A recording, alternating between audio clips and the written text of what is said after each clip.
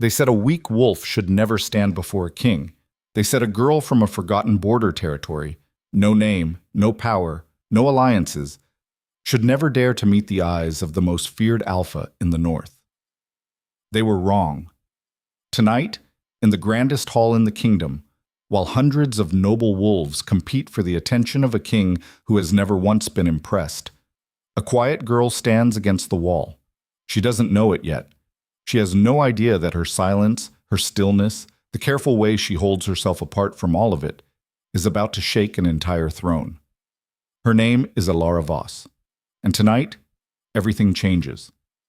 If you want to know what happens next, stay until the very end. And don't forget to hit that like button and drop your city in the comments below.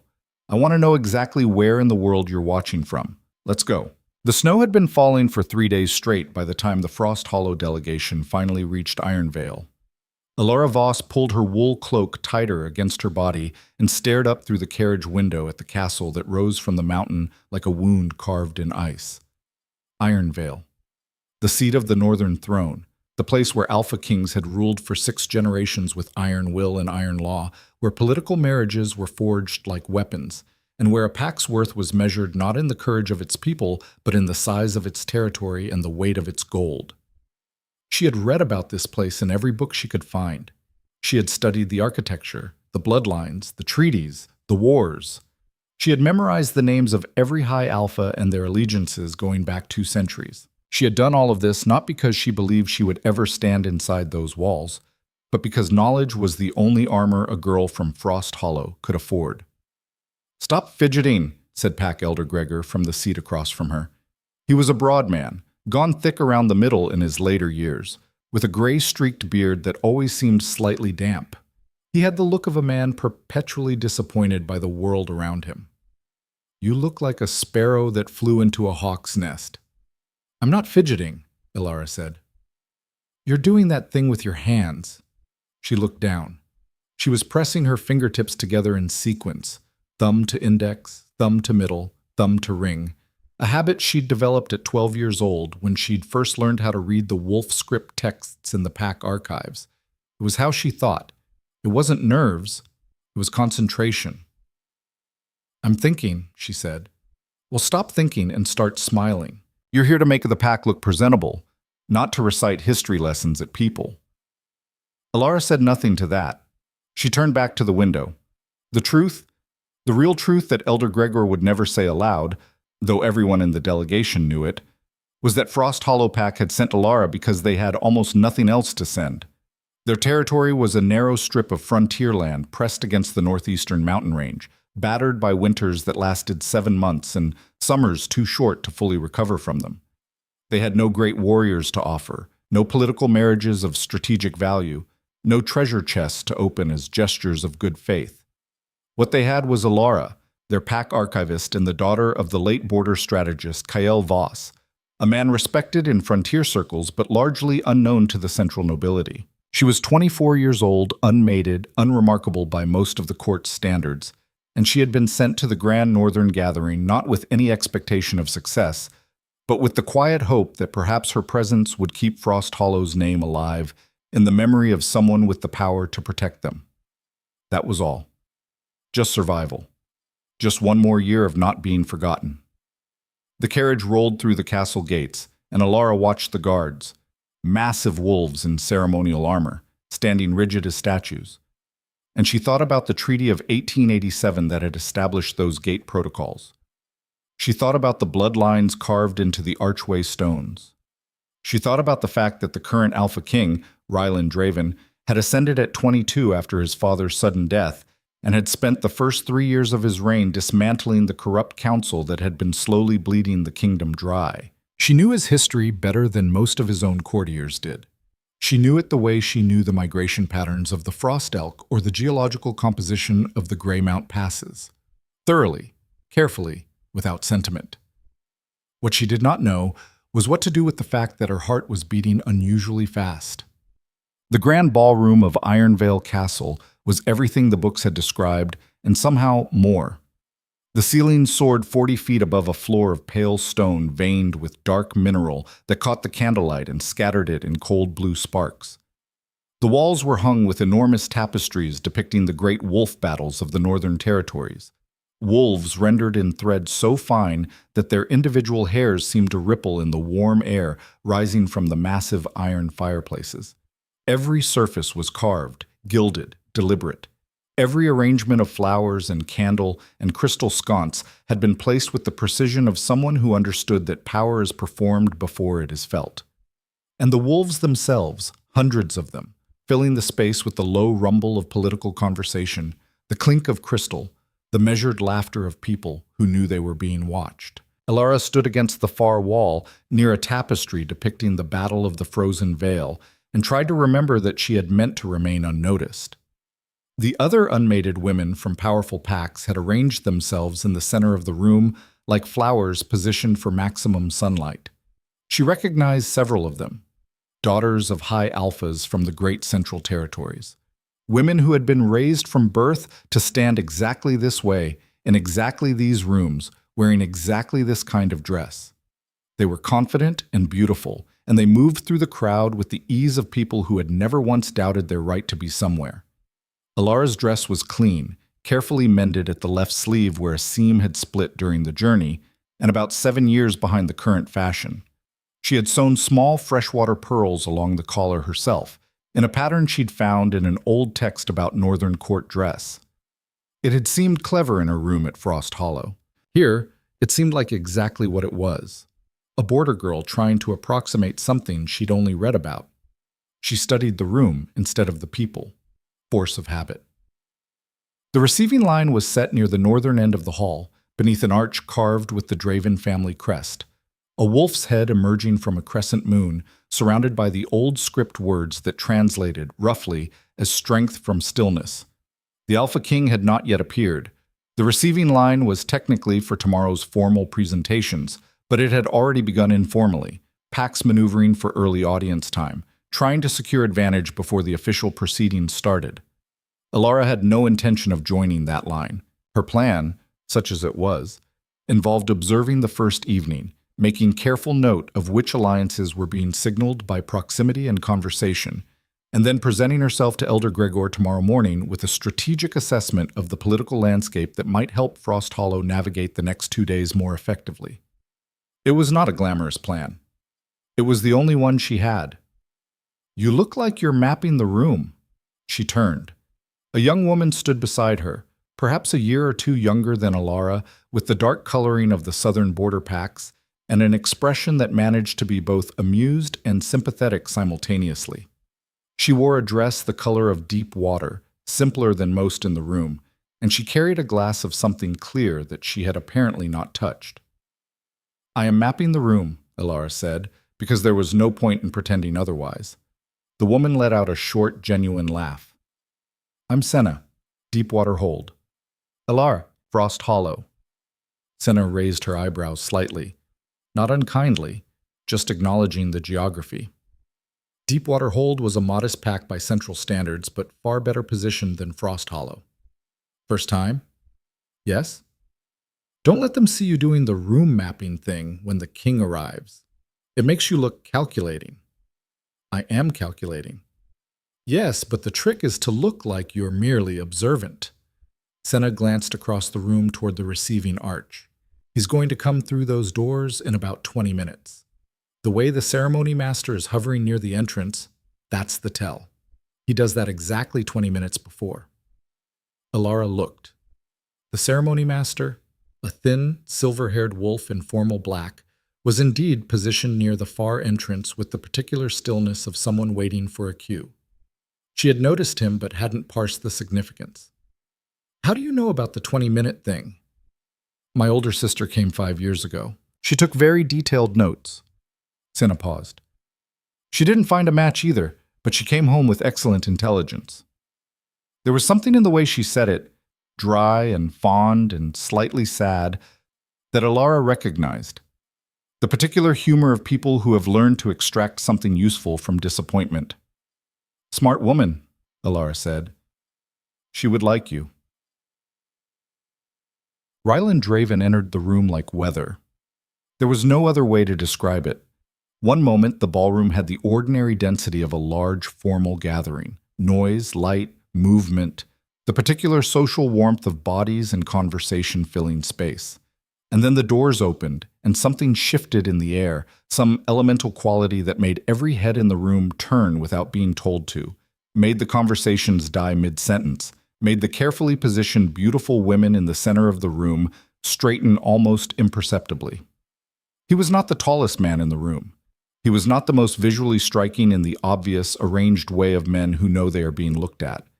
He was broad-shouldered and dark-haired, with the kind of physical solidity that speaks of use rather than display, and he wore formal court dress with the faint air of a man who would have preferred something simpler. His face was angular and severe, and the set of his jaw suggested a person who had learned very early that keeping still in the presence of people who want things from you is its own form of power.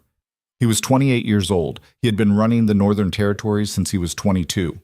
He had fought 3 border disputes, dissolved a corrupted council, rebuilt 2 collapsed alliances, and survived 1 assassination attempt. Alara knew all of this. She had not anticipated that knowing all of this would be completely insufficient preparation for being in the same room as him. He moved through the receiving line with the efficiency of someone who has learned to be genuinely present in brief moments while still managing the larger architecture of an event, listening, responding, not performing attention but actually giving it, briefly, before moving forward. She watched him work through a dozen presentations in the time it took Senna to finish explaining something about the political dynamics of the Southern delegation, and she noted, cataloged, filed, the way his eyes moved, always at the next person before the current conversation was fully complete, always processing the room, always calculating. Strength from stillness. Yes, she understood it better now. The tall woman in gold is Lady Saren Ashvale, Senna was saying quietly. Her father's pack controls 3 major trade routes through the Central Mountains. She's been positioned as the primary candidate since last spring. She's already behaving like she's confirmed, Alara observed. Yes, which is either confidence or hubris. And from the king's expression when he greeted her, I'd guess he's decided it's the latter. Senna paused. He shook her hand for less than 3 seconds and moved on. The ceremony master spent 6 minutes briefing her delegation. Alara had noticed that too. The discrepancy in time. The slight flatness in Ryland's expression during the Ashvale presentation that was not precisely rudeness, but was absolutely a form of distance. She turned back to the tapestry. The Battle of the Frozen Vale. 1891. She had read the strategic accounts, how the northern packs had been outmaneuvered for 3 days by a southern coalition that understood the wind patterns better than the northern commanders, how it had taken an unconventional flanking decision by a then unknown young captain to break the siege from an angle that everyone else had dismissed as impossible. The young captain had become Alpha Governor of the Northeastern Territories a decade later. His name was in the foundation stone of Frost Hollow's archive building. She was reading the old script inscription along the bottom of the tapestry when she became aware that the receiving line had moved and that the quality of silence in the section of the room around her had changed. She turned. Ryland Draven was standing approximately 8 feet away, and he was looking directly at her. This was not how the receiving line worked. The receiving line moved from north to south along the formal presentation area. The informal receiving that had been happening on this side of the room had been, she had thought, largely concluded. She had deliberately positioned herself away from the primary flow of traffic. And yet here he was, not in the receiving line, not following the formal protocol, standing near the window alcove where she had stationed herself, with 2 of his senior guards at a respectful distance, and his ceremony master hovering with the expression of a man watching something deviate from a carefully prepared schedule.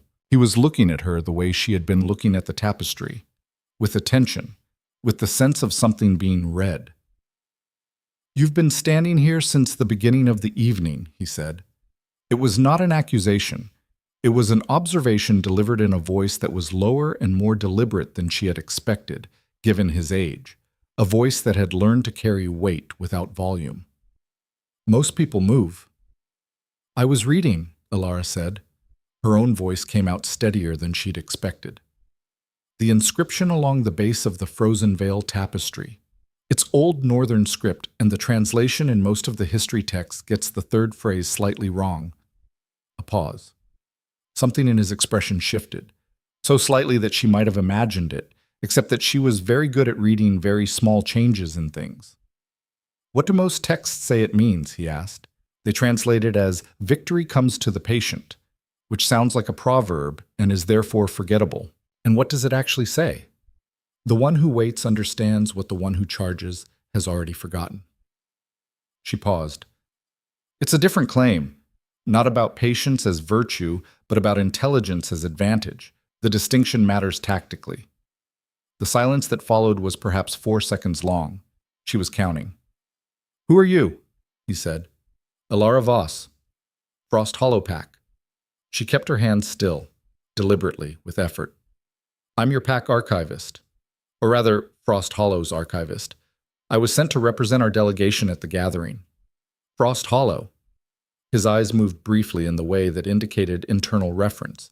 He was placing the name on a map, locating the territory. Northeastern frontier, the narrow strip below the Greymount Range. Yes. Small pack. Yes. Who studies tapestry inscriptions at royal gatherings instead of presenting themselves in the receiving line? She met his eyes. They were gray, the particular gray of winter sky over open water, and they held the same quality as his physical presence, a density, a sense of something compressed and controlled. She was aware, in the way that a person becomes aware of a change in atmospheric pressure before a storm, that this conversation had departed from ordinary social interaction some time ago and was now in a territory she did not have a map for. Elder Gregor is handling the formal presentation, she said carefully. It wasn't necessary for me to be in the line. Gregor. His expression did something she couldn't parse. He presented your pack with a list of resource needs and a request for protective alliance status. The ceremony master summarized it in about 90 seconds. That sounds like Gregor. He didn't mention you. She hadn't expected to feel that. The small, precise sting of it, being omitted, being the thing that wasn't worth mentioning. She'd known it, intellectually. She'd understood her function in this delegation perfectly well. But there was a difference between understanding a thing and having it stated plainly. No, she said. He wouldn't have. Ryland studied her for a moment.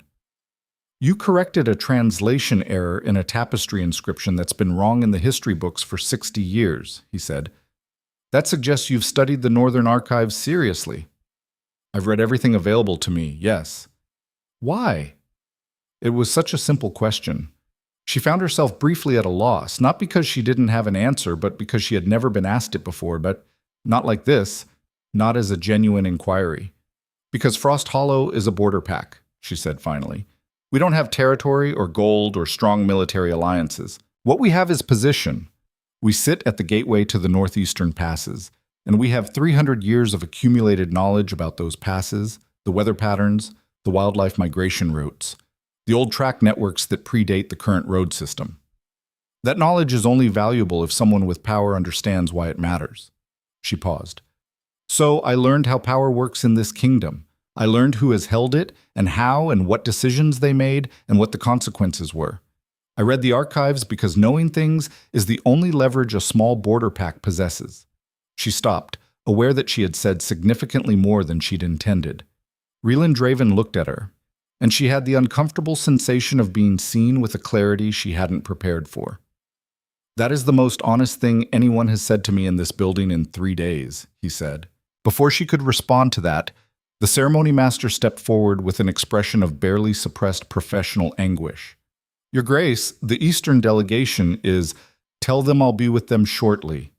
He did not look away from Elara. Do you have a mate? The question landed in the conversation like a stone dropped into still water. She felt the ripples of it, felt the ceremony master's sudden rigidity, felt the shift in posture of the guards, felt Senna somewhere behind her go very still. Not yet, she said. Ryland was quiet for a moment. Something moved through his expression, something swift and almost violent in its intensity, gone before she could fully name it. His jaw tightened once, almost imperceptibly, And then he inhaled slowly through his nose, and the control returned to his face like a mask being smoothed back into place. "Walk with me," he said. She walked with him. She still wasn't entirely certain how it had happened. One moment she had been standing at the edge of a grand gathering, invisible, and intending to remain so. And the next she was moving through the center of the ballroom beside the Alpha King of the Northern Territories, while 200 wolves tracked their passage with the particular focused attention of people recalibrating their understanding of an evening. "You said the historical texts get the translation wrong," Ryland said, keeping his voice low enough that it didn't carry. He was walking at a measured pace, not hurrying, not performing the walk, simply moving with the unhurried certainty of someone who has never had to rush to be anywhere because people wait for him. "Which texts specifically?" "The Ashford compilation, the Draven Family Historical Records 2nd edition, and the Greymount Chronicles." She kept her own voice equally low. "All three use the same incorrect source. A translation by a scholar named Brennus, who worked at the Iron Vale Archive around 1920 and made the same error in 8 different documents because he consistently misread one particular old script character that looks similar to another but has a fundamentally different grammatical function." "You've read Brennus?" "I've read everything he wrote and corrected most of his errors in the Frost Hollow archive copies. He was otherwise an excellent scholar." Ryland made a sound that might have been the beginning of a laugh, arrested before it fully formed. It changed his face briefly, made it younger, less armored. "What other errors are sitting in the historical record?" She glanced at him sidelong. "How much time do you have?" This time the almost laugh made it further before he controlled it. "Less than I'd like." A pause.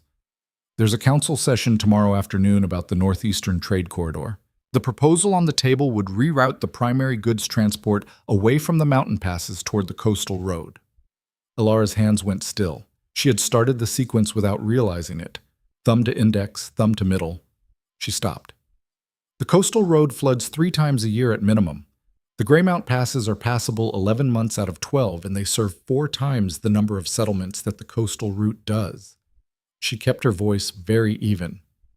"Whoever proposed the reroute doesn't understand the northeastern geography. The proposal comes from Lord Casimir Vaunt. He controls the coastal shipping operations. Then whoever proposed it understands the northeastern geography perfectly and is proposing a solution that serves his interests at the expense of the frontier packs." She paused. "Including mine." They had reached the far side of the ballroom. He stopped near a narrow window that looked out over the castle's upper courtyard, where snow was falling steadily onto stone, quiet and indifferent. "You know," he said, "when the ceremony master described your pack's presentation, he noted that Frost Hollow sent a delegation of 3, Elder Gregor, a warrior named Davin, and an archivist." "Yes." "He described the archivist as a young woman, unremarkable." She breathed. "I heard something similar from Elder Gregor on the way here." "What exactly did he say?" "That I was here to make the pack look presentable." A pause. "He meant it kindly, I think, in his way." Ryland turned to look at her fully. In the winter light from the window, his face was stark and clear, and she could see the particular quality of his attention, the way it gathered and held, the way it made a person feel that they were not being assessed but actually understood, which was a more dangerous thing entirely. "The ceremony master was wrong," he said, "and so was Gregor." She didn't know what to say to that. It sat in her chest in a way she couldn't immediately analyze. "I want you to remain at the palace for the duration of the gathering," he said. 2 weeks.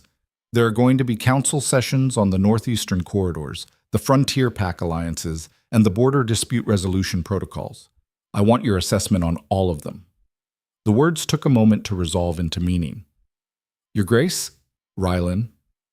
I'm an archivist from a small border pack. The council won't.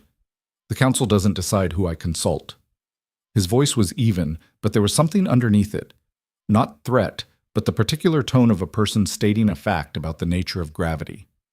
"I'm asking because you know things that my advisors don't, and because you told me the truth without calculating whether it was advantageous to do so first. Those are both qualities I need." She looked at him for a long moment. The snow fell outside the window. Somewhere behind them, the ballroom continued its careful social performance, and she was aware, in the abstract, clinical way she processed large, complex situations, that the conversation she was having right now was being observed and was already being interpreted, and that by tomorrow morning there would be 14 different versions of it circulating through the court. She was also aware, in a different and less clinical way, that something had shifted in the architecture of the evening in a manner she was not certain she knew how to account for. "All right," she said. He nodded once, a small, decisive movement. "I'll have the ceremony master arrange accommodations." A pause, the briefest hesitation that she almost didn't catch. "And Alara?" She looked up. "The tapestry translation," he said. "I want it corrected in the official records. Write up the documentation, and I'll have it archived properly." She felt something warm and precise move through her chest. Not quite pride, something older and more specific. The feeling of being seen doing the thing you do best, and having that thing recognized not as a curiosity, but as a contribution. "Yes," she said. "I will." She did not sleep well that night. The room the ceremony master arranged for her was better than anything she'd slept in since the last time she'd visited the regional archive hall in Greymont. A proper bed with real warmth in it, stone walls that held the heat from the corridor fires, a writing desk with good paper, and 3 kinds of ink. She lay in the darkness and listened to the castle settle around her, the deep structural sounds of a very old and very large building at rest, and she tried to think clearly. The facts, as she understood them. The Alpha King of the Northern Territories had left the formal receiving line to speak to her specifically. He had walked with her across the ballroom. He had asked if she had a mate. He had asked her to remain at the palace for 2 weeks. None of these things were supposed to happen to an archivist from Frost Hollow. She tried to run the analysis, tried to find the strategic explanation, the political calculus that would make the king's behavior legible as a rational move in the complex game of territorial management and alliance building. He needed someone with genuine knowledge of the northeastern frontier. That was real. That was logical. She had information his advisors lacked, and she had demonstrated in about 6 minutes of conversation that she was willing to share it plainly. That explained why he might want her at the council sessions. It did not explain the moment she kept returning to, the moment she could not make entirely rational. The question, "Do you have a mate?" And then the look that had crossed his face when she'd answered, that swift, violent something that had moved through his expression and vanished again before she could name it. She had read extensively about the mating bond. She had studied the documented cases, the historical records, the physiological and psychological literature available in the frontier archives. She understood the theory of it, the instinctive recognition between compatible wolves, the primal pull, the way it was described in every source as something beyond calculation, something that arrived without warning and changed the fundamental conditions of a person's existence. She had always read about it the way she read about everything, carefully, thoroughly, at a comfortable academic distance. She was not comfortable now. She pressed her fingertips together in sequence in the darkness, thumb to index, thumb to middle, thumb to ring. The one who waits understands what the one who charges has already forgotten. She thought about the tapestry inscription. She thought about the look on Ryland Draven's face when she'd said it. She thought about the way he had positioned himself, the slight angle of his body as they'd talked by the window, turned toward her in a way that was not performed or calculated but was simply, instinctively directed. Something primal, she thought, is not supposed to happen in the middle of a political analysis. She fell asleep eventually as the castle settled into its deepest silence, with the snow still falling outside her window and the sound of distant wolves calling to each other across the mountains, their voices carrying through the dark in the old language that predated every word she'd ever read, something wild and certain and entirely beyond the reach of archival knowledge. By morning, 3 things had changed. First, Lady Saren Ashvale had stationed her lady-in-waiting outside the corridor near Alara's room. Alara noticed her on the way to the morning meal, a young wolf in Ashvale house colors, trying to appear casual in a hallway with no particular reason for casual loitering. Alara nodded politely as she passed. The woman stiffened and did not respond. Second, Elder Gregor intercepted her before she reached the breakfast hall with a face that had arranged itself into the particular configuration she associated with controlled displeasure. A slight compression of the lips, a furrow between the brows that he believed was subtle and was not. "I heard," he said, "that you had a conversation with the king last night." "Yes," she said, "an extended conversation. About 20 minutes. Ilara," he lowered his voice, "we are guests here at a political gathering. Whatever happened last night, he asked me to consult on the Northeastern Corridor proposals," she said. "He wants me at the council sessions." Gregor stared at her. His mouth opened and then closed again. He had the look of a man trying to fit a new piece of information into a framework that was not built for it. He asked you specifically?" "Yes." "Why would he—" He stopped himself.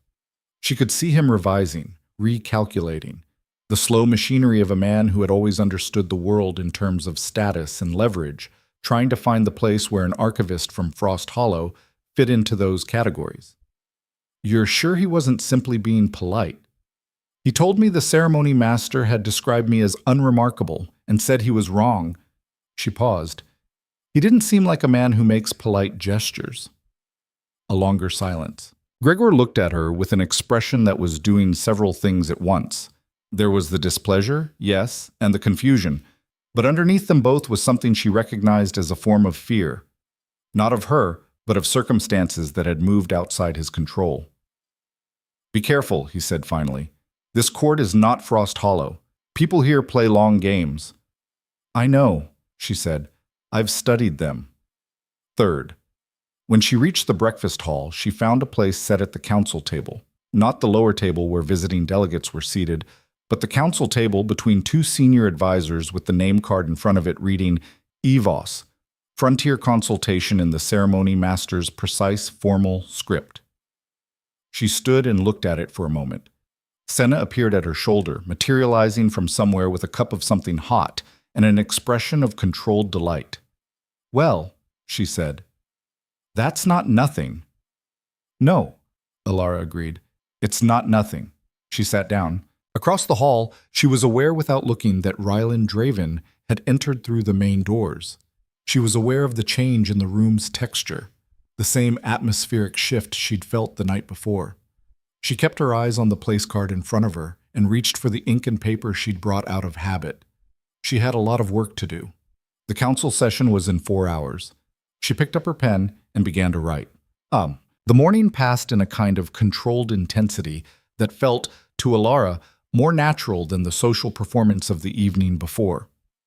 She had been given access to the current Northeastern Corridor proposals, 4 documents, 2 of them seriously flawed, 1 of them actively harmful to the frontier settlements, and she worked through them at the council table with the methodical precision of someone who had been trained since adolescence to read a source and find what it was actually saying underneath what it claimed to be saying.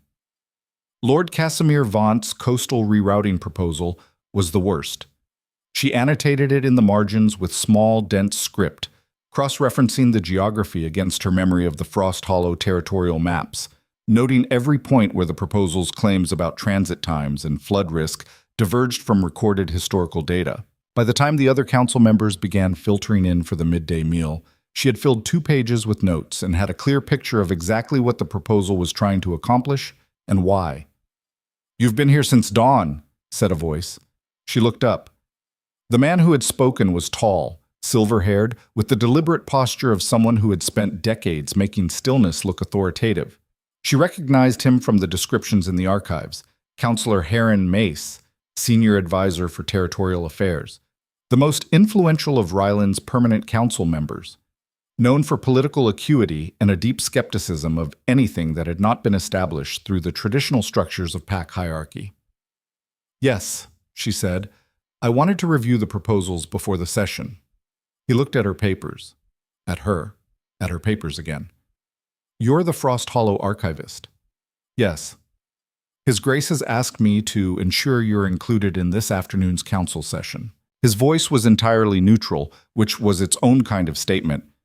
"I want to be clear that the council's function is to advise the king. Observers are welcome to be present." "I was invited to consult," she said mildly. not to observe. A pause. Something moved in his expression, not quite hostility, but its careful, controlled cousin.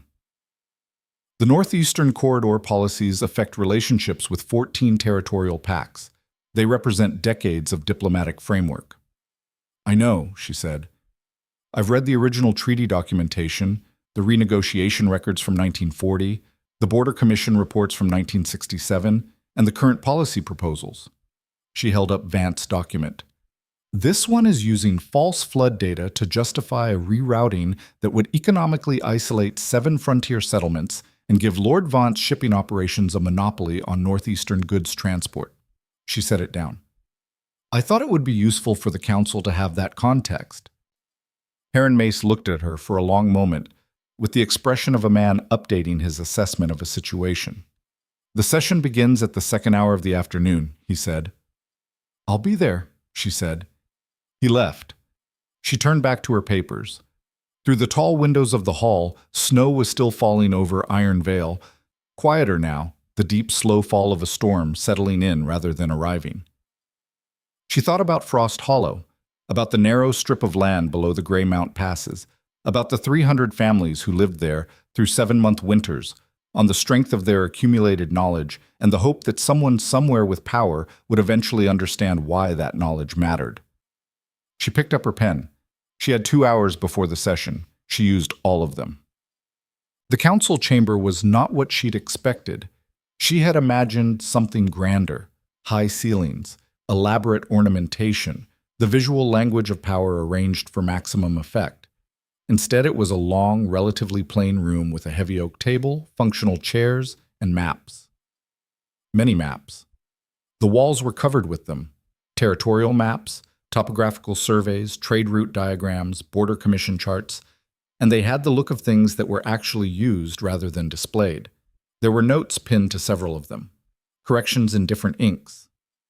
The room smelled of paper and pine resin, and the particular dry cold of a space that stays warm through use rather than design. She liked it immediately. There were 12 council members around the table. She recognized most of them from her reading: senior advisors, territorial representatives, the military command structure's 2 permanent council liaisons. They ranged in age from perhaps 40 to quite elderly, and they all looked at her in the various ways that people look at something that has appeared in a space where they did not expect it. Some with curiosity, some with skepticism, one with naked hostility that she noted and catalogued without responding to. Lord Casimir Vaunt was at the far end of the table. He was a man in his 50s, heavy-set, with the careful surface warmth of someone who had learned to deploy affability as a political instrument. He had introduced himself to her in the breakfast hall with great cordiality. She had been polite. She had also noted the slight calculation in his eyes when he learned she'd been reading the corridor proposals. Reelin arrived 2 minutes before the session was scheduled to begin, which she was coming to understand was exactly when he always arrived, present and ready, neither early enough to suggest eagerness nor late enough to suggest delay. He took the head of the table without ceremony and glanced around the room once, the quick assessment of a man who takes a snapshot of a situation and processes it entirely before most people have finished looking. His eyes stopped on her for a moment. He nodded, a small, precise acknowledgement that was not a greeting or a performance, but simply the recognition of one person who knows another is where they're supposed to be. She opened her notes. The session began, and for the first 40 minutes, she listened. She had learned, very young, from a teacher who had understood the value of silence in a world full of noise, that the most important information in any meeting is almost never the information being stated explicitly. It is the order of who speaks first. It is the language choices, the abstractions people reach for when they want to avoid specificity. It is who looks at whom before speaking, who looks at the king before finishing a sentence, who speaks with the confidence of someone who believes they're operating in a room they own. Vaunt's proposal was introduced by one of his allies on the council, framed in the language of infrastructure modernization and risk mitigation. The flood data he cited was technically sourced, real numbers from a real document. The document was from 1943, before the Northeastern River Management projects that had significantly reduced the flood frequency in the modern era. The newer data showed the Greymount passes were dramatically safer than the coastal routes. The newer data had not been included. She wrote 3 words in the margin of her notes. Not incomplete. Selective. There is a difference. Incomplete data is an error. Selective data is a choice. The council discussed the proposal for 20 minutes. Several members raised concerns about transition costs. The conversation moved to logistical timelines and implementation phases. Nobody mentioned the flood data discrepancy. "Your Grace," she said. The room went quiet with the particular quality of a silence made not by the absence of noise, but by its sudden cessation. 12 faces turned to look at her. Rylan was already looking at her. He had been, she realized, tracking her throughout the session with a quality of attention that was different from how he tracked the other council members, more alert, more interested. The flood risk data in Lord Vance's proposal uses 1943 figures, she said. The Northeastern River Management Projects of 1961 through 1968 reduced annual flood frequency on the coastal routes by approximately 40%. The current comparative data puts the Greymount passes significantly ahead of the coastal route on transit reliability. She paused. The proposal's risk assessment is built on numbers that are 80 years out of date. A silence. "That's a minor data sourcing issue," Vance said smoothly. The fundamental transit analysis is based entirely on the risk assessment," she said. "If the risk data is wrong, the analysis is wrong." She looked at him directly. "I'd be glad to share the current figures. I brought the documentation." Another silence. Different quality. Longer. "Where does a border pack archivist obtain regional transit data?" asked the hostile council member. She'd identified him by now. Lord Aldrich Fenn, one of Vance's oldest political allies.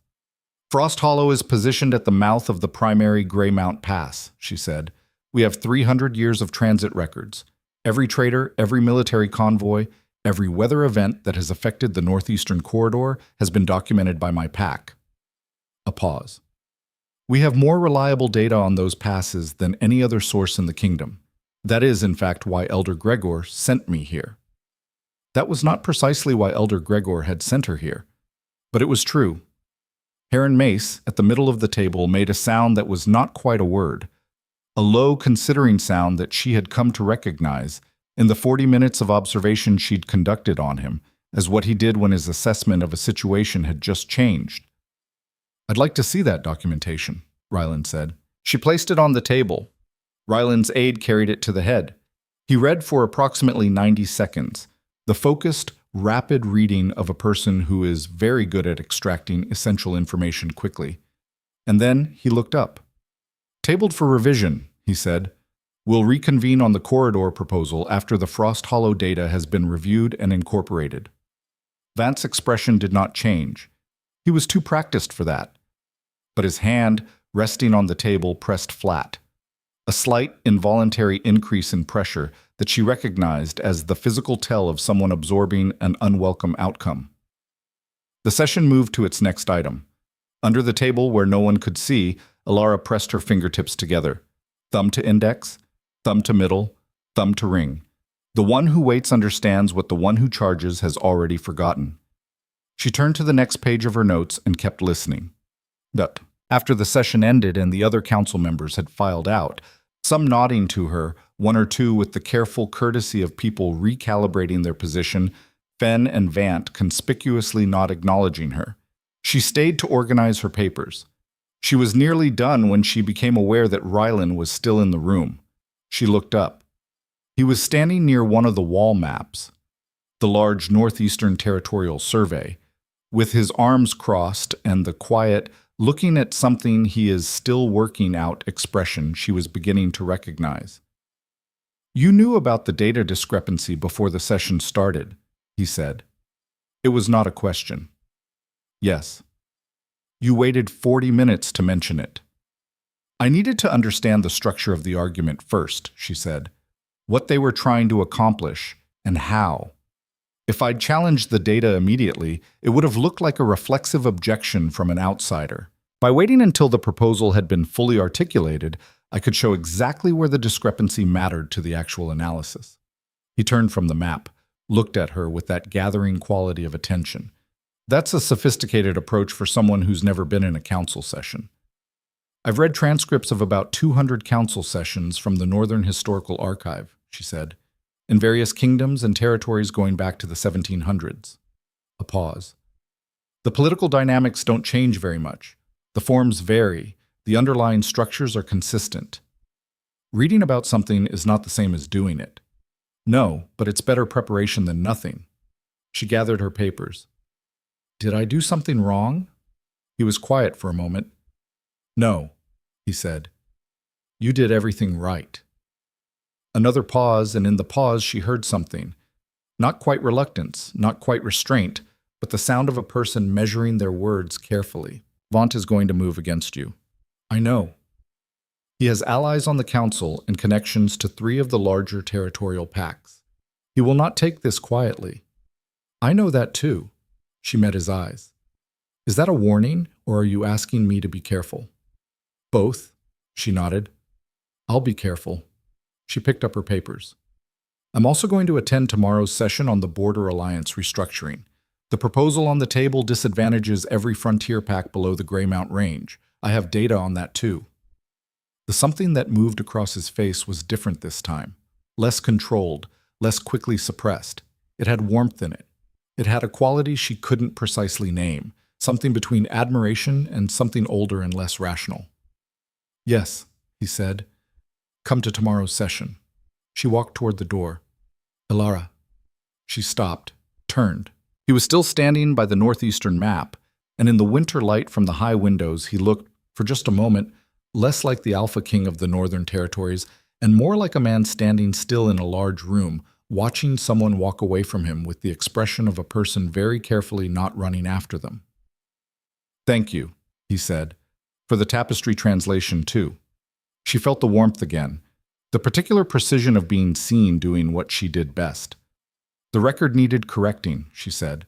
Someone should have done it 60 years ago. Someone did, he said. Tonight. She left. The snow was still falling over Ironvale. Somewhere in the castle, she knew, Lady Saren Ashvale was being briefed on what had happened in the council session. Somewhere, Lord Vant and Lord Fen were having a conversation that did not include her and was entirely about her. Somewhere, Elder Gregor was sitting with his tea and a complicated expression, trying to fit the shape of his archivist into a framework he'd spent 40 years building. And somewhere, in the deep animal part of her that she had been carefully not listening to since she'd looked up from the Frozen Veil tapestry and found gray eyes looking back at her, something was very awake. She went to her room. She picked up her pen. She had a lot of work to do, and 2 weeks in which to do it, and the absolute certainty that nothing about any of this was going to be simple. She wrote until the candles burned low. Outside her window, the snow fell on, quiet and indifferent, over a castle that was no longer quite the place she'd arrived at 2 days ago. Neither, she suspected, was she. The second week at Ironvale began with a body. Not a metaphorical body, not the political kind, the kind that gets buried in procedural language and council minutes, but an actual one, carried through the castle's eastern service gate before dawn on a wooden litter covered with oiled cloth, surrounded by 6 of the king's border scouts moving with the particular tight-faced efficiency of people managing something they don't yet have words for. Elara saw them from her window.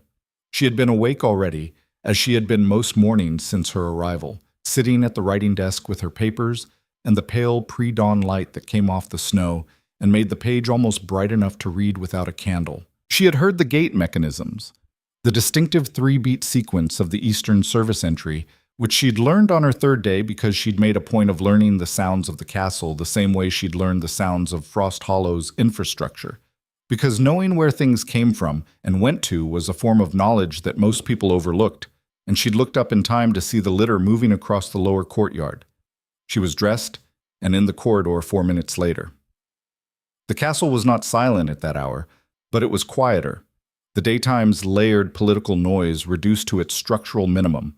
Guards changing posts, kitchen staff beginning the long morning work of feeding several hundred wolves, the occasional servant moving through the stone passages with the purposeful invisibility of people who have learned to be furniture. Nobody stopped Elara as she moved through the eastern wing. She had spent 8 days learning which corridors connected to which and which guards were on which rotations, and she had developed, without entirely meaning to, the ability to move through Iron Veil with a confidence that people read as authorization. She found the litter in the eastern receiving chamber, a plain, functional room used for arrivals that didn't go through the main gate, and she found, standing over it with an expression carved from something between grief and controlled fury, the head of the king's border intelligence unit, a lean, hawk-faced woman named Commander Sarah Vale, who had regarded Alara with cautious neutrality in council sessions and had said precisely once that she found the frontier data useful. The oiled cloth had been pulled back. The wolf on the litter had been large in life. She could tell from the frame, the breadth of the shoulders. Now he looked diminished in the way that bodies always do. The living architecture of a person collapsed into something that was just matter. He was wearing the uniform of an Eastern Frontier scout. There were wounds on him that Alara looked at carefully, and that made something cold and specific move through her chest. "Commander Vale," she said quietly. Vale looked up. Her expression went through a rapid sequence of calculations. Who has access to this room? Who should be told? What does this person knowing accomplish or prevent? And then settled into the particular careful neutrality of someone who has decided that information controlled is information used. "Miss Voss," she said, "this isn't a council matter." "What are those marks?" Alara asked. She kept her voice even. "On his chest and shoulders." A pause. Vale looked at her for a moment with the assessing quality of someone deciding whether to be insulted or practical. Practicality won. "We don't know yet," she said. "He's the second one this month. The first was found 2 weeks ago, east of the Ashran settlement. Same marks." Alara stepped closer, not touching, just looking. The marks were deep, not claw marks exactly, or rather not claw marks like anything she'd seen or read about in the standard northern wildlife documentation. They had a strange regularity to them, a pattern that felt deliberate rather than frenzied, too precise for panic, too consistent for a random animal attack. "Where was he found?" she asked. "The Greymount eastern slope, below the third pass." She went very still. The third pass. She knew the third pass. She knew every pass in the Greymount range with the intimacy of someone who had grown up hearing them described, cataloged, storied. The third pass was the one the old-timers in Frost Hollow called the Dark Gate. Not because of anything supernatural, but because the rock formation at its entrance blocked the dawn light until nearly mid-morning, and anything moving through it in the early hours moved in genuine darkness. It was also the pass that connected directly to 7 of the easternmost frontier settlements. "How many people know about this?" she asked. "Myself, the 6 scouts who retrieved him, the king." Vale paused. "And now you. The king is aware already?" "He was informed an hour ago." Something moved in Vale's expression. Not quite an opening, but its possibility.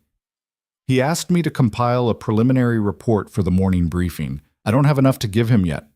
Alara looked at the wounds one more time, filed the pattern, filed the location, filed the 2-week interval between the first body and this one, and the geographic relationship between both recovery sites and the frontier settlement cluster east of the Greymount. "I'll be in the briefing," she said. She left before Vale could decide how to respond to that. The previous 8 days had not been easy in the ways that mattered. The council sessions had continued, 5 of them, on topics ranging from the Border Alliance restructuring to the frontier taxation protocols to the military deployment rotations along the eastern edge. And in each of them, Alara had done what she'd done in the first. Listened until she understood the architecture of the argument, and then spoken precisely enough to matter. She had blocked 2 proposals that would have disadvantaged the frontier settlements. She had contributed 3 data sets from the Frost Hollow archives that none of the council's existing sources possessed.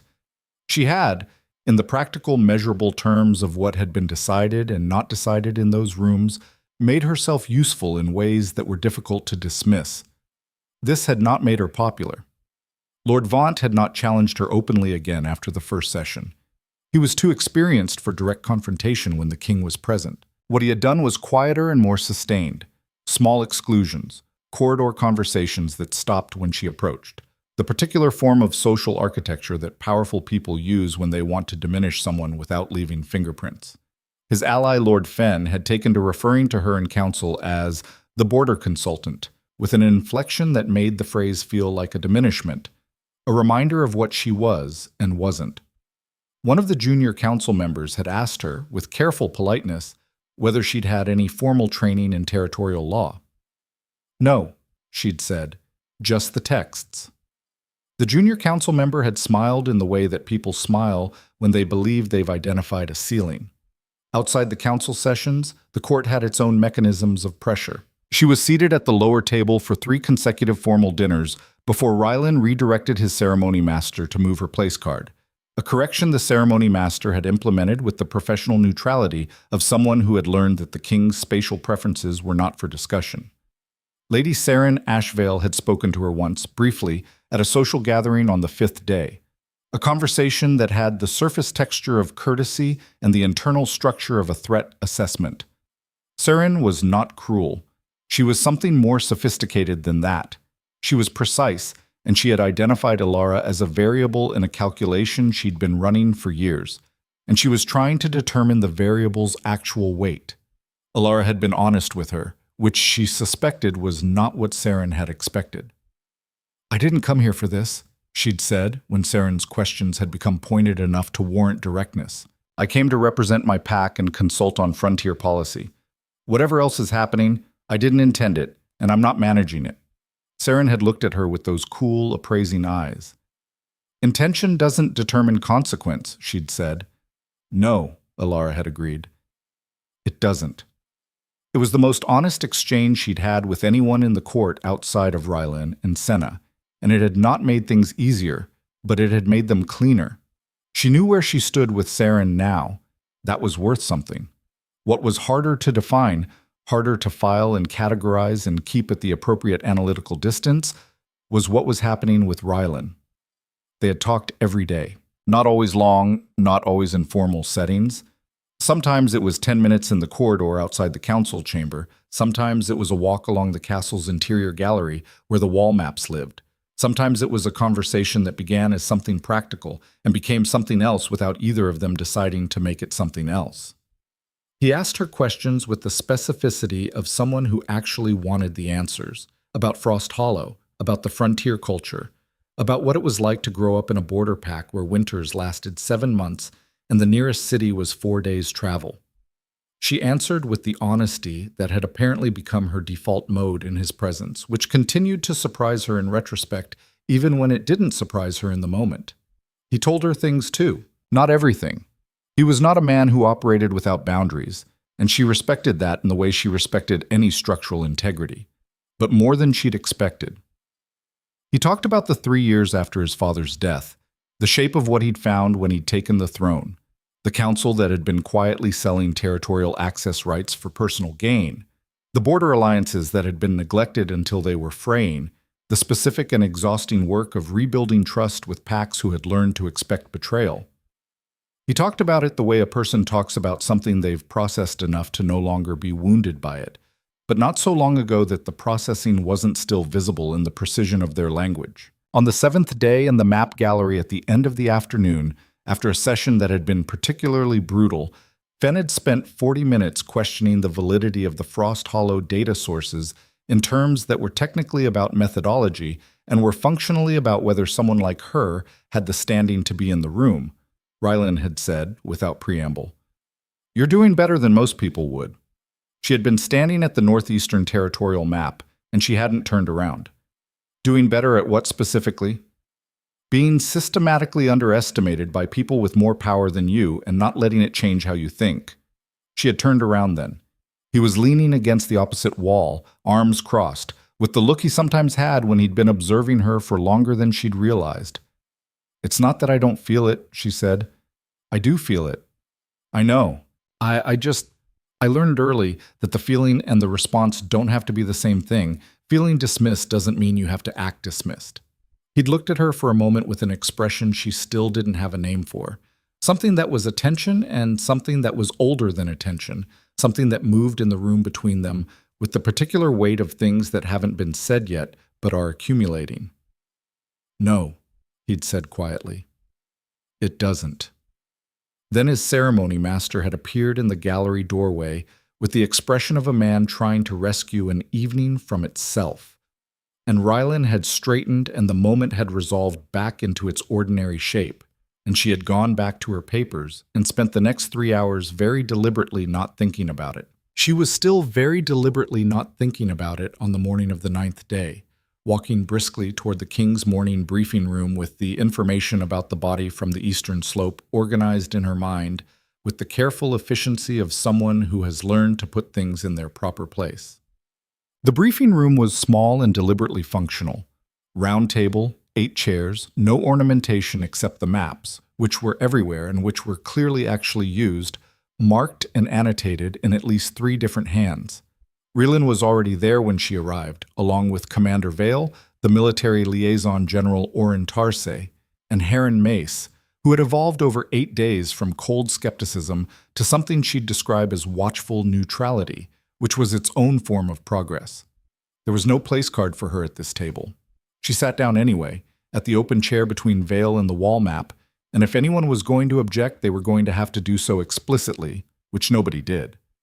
Rylan looked at her when she sat. Not surprise. He'd known she'd be there. Something quieter than surprise. He nodded once, and the briefing began. Vale delivered the facts with military brevity. 2 bodies, both frontier scouts, 8 days apart, both recovered from the eastern Greymount slopes, both showing the same unidentified wound pattern. The second scout had been on a routine perimeter check. The first had been investigating reports of unusual activity near the Ashran settlement, reports that, Alara noted, had been filed through the standard frontier reporting system and had apparently been categorized as low priority. "What reports?" she asked. Vale glanced at her. 3 separate settlements filed reports over the past 6 weeks about sounds at night, described as not matching known wildlife. 2 settlements reported finding tracks that didn't match any cataloged species. 1 settlement reported that their livestock had been moving erratically at night for approximately 2 weeks before the first scout was found. Alara was pressing her fingertips together under the table, thumb to index. The livestock was the important piece. Prey animals moved erratically when something new was in the territory, something their instincts hadn't developed a response pattern for yet. "Which settlements filed the reports?" she asked. Vale named them. Alara knew all 3. Small, isolated, among the furthest from the central territories. The kind of settlements that sent reports into the system and waited and sent follow-up reports and waited and eventually stopped expecting responses. "Those are the settlements directly east of the 3rd pass," she said. "Yes," Vale said. "And east of those settlements, how many more? Before the territory becomes genuinely uninhabited?" 4 more. The last one is Cold Reach, approximately 60 miles from the Ashran cluster. 11 settlements total in the eastern frontier cluster. She looked at the wall map, found the geography with her eyes, traced the relationship between the pass and the settlement positions. If something is moving through the 3rd pass, it has access to all 11 settlements. And if it's been hunting scouts, wolves with combat training, then the civilian settlements are significantly more vulnerable.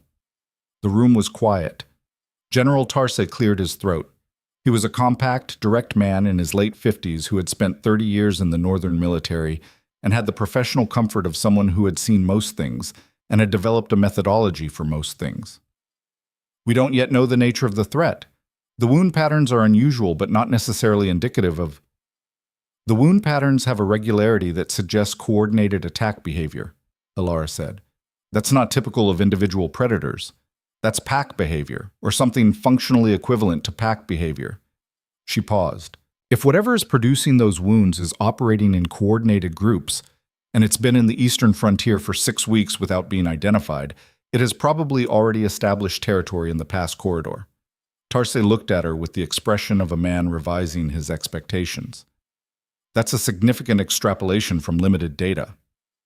"Yes," she said. "But the cost of the extrapolation being wrong is a wasted investigation. The cost of the extrapolation being right and not acting on it is 11 settlements with no warning." Silence. Rylan had not spoken since the briefing began. She was aware of him across the table, the way she had become aware of him in every room, that particular quality of his stillness.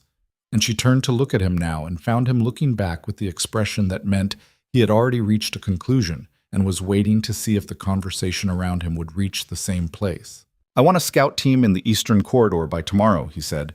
"Full reconnaissance of the third pass and the surrounding terrain. I want the frontier settlements notified and put on alert protocol." He paused.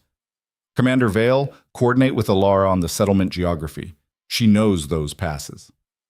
"Yes, Your Grace," Vale said, with the tone of someone who had found, somewhat to their surprise, that they were not opposed to this. Lord Mace, who had been quiet throughout, spoke from his end of the table. "The gathering is still in its final days. We have delegates from 14 territories. Announcing a frontier threat in the middle of the political proceedings. I'm not announcing anything publicly yet," Ryland said, "but I'm not going to wait until we have a certainty we can announce." He looked at Mace directly. "The last time this kingdom waited for certainty on a border threat before acting, we lost the Ashvale Northern Corridor for 3 years. Mace was quiet. He knew the history as well as anyone. "The briefing is complete," Ryland said. "Vale, Tarse, begin coordination. Mace, hold current for further directive." He paused. "Alara, stay." The others filed out. Vale paused at the door and gave Alara a look that was not yet trust but was something adjacent to it, a professional acknowledgement, one strategist to another. Then she left, and the room was empty except for Ryland and Alara and the maps. He was looking at the northeastern wall map, at the eastern corridor, at the cluster of small marks that represented the frontier settlements, pressed against the edge of the map territory, like something that had accumulated there rather than been deliberately placed. "Coldreach," he said. "That's the settlement at the far end."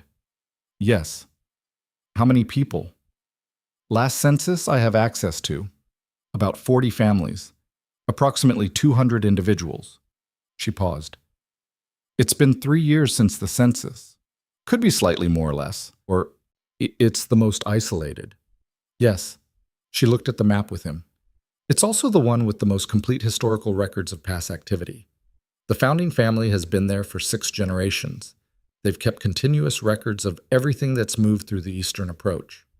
Something has been establishing territory in the pass corridor. The Coldreach records would show the early indicators before anything else." He turned from the map.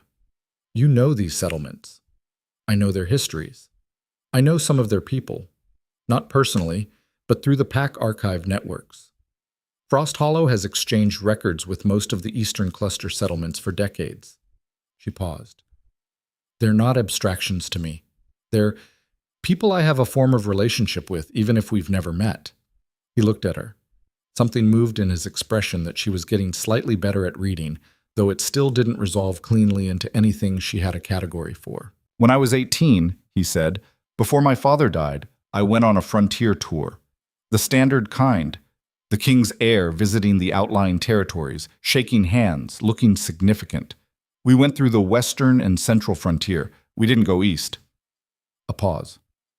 "My father said the eastern settlements were too small to justify the logistics." She waited. "I think about that sometimes," he said, "about what too small to justify means when you're the person living there. It means you know with complete certainty that you are not on anyone's list of priorities," she said. "It means you develop your own systems, your own networks, your own archives, because you've learned that the central structures aren't going to maintain them for you." She paused. "It means you send an archivist to a royal gathering instead of a warrior, because knowledge is the only currency you have." He was quiet for a moment. Then he said, "What do you need to help coordinate the Eastern response?" It was such a clean, direct question. She felt the particular relief of a conversation that had been moving towards something useful arriving there. "Access to the full Frontier Scout reports for the past 3 months," she said. "The Eastern Settlement communication logs. The wildlife survey data for the Greymount Eastern slopes from the past 5 years." She paused. "And I need to be included in the reconnaissance planning session, because whoever is planning the route through the third pass needs to understand the terrain features that won't be on the standard military maps." "Done," he said. They walked out of the briefing room together, and in the corridor outside they nearly crossed paths with Lord Vant, who was accompanied by Lord Fenn and 2 members of the Eastern Territory delegation that Vaunt had been cultivating carefully over the past week. They all stopped.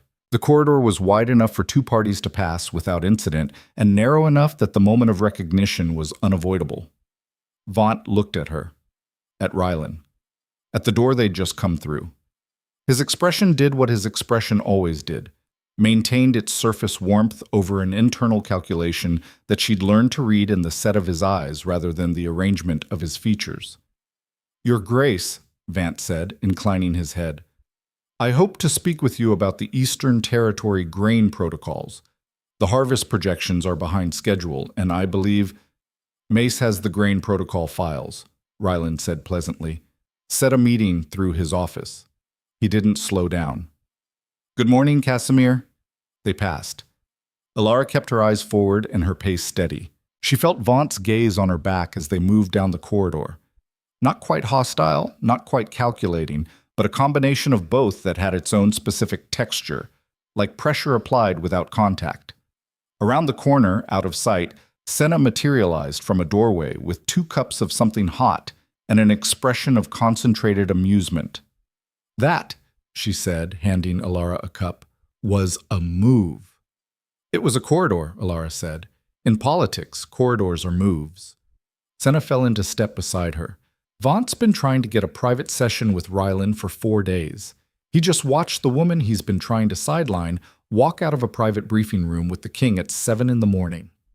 "It wasn't—" Alara stopped, drank some of the hot drink, which was bitter and sharp and excellent. "There's a frontier threat. I was consulted because I know the Eastern geography." "That's what happened," Senna agreed. "But Vaunt doesn't know that, and even if he did, it wouldn't change what it looks like." She glanced at Alara sideways. "Are you actually surprised that people are drawing conclusions?" Alara was quiet for a moment. "I'm surprised by the conclusions they're drawing." Senna made a sound that was equal parts sympathy and gentle exasperation. "You have been in the same room with that man every day for 8 days. He moved your place card at dinner. He redirected a council session to incorporate your data, and you just walked out of a pre-dawn private briefing with him. The conclusions people are drawing are the ones that naturally follow from the evidence." "The evidence is about frontier policy," Alara said. "The evidence," Senna said firmly, "is about you, whether you're letting yourself see that or not." They walked in silence for a moment. "The frontier threat is real," Alara said finally. "Whatever else is or isn't, that's real, and it's escalating, and I need to focus on it." "I know," Senna said. Her voice was gentler now. "I'm not telling you to stop. I'm telling you to stop pretending you don't know what's happening." Alara held her cup and looked at the corridor ahead and didn't answer. The reconnaissance planning session happened that afternoon in Commander Vale's operations room, a different kind of space from the council chamber, starker, more functional, the walls covered with tactical maps rather than territorial surveys, and the table holding not crystal and formal document folders, but relief models of the eastern passes rendered in clay and wire.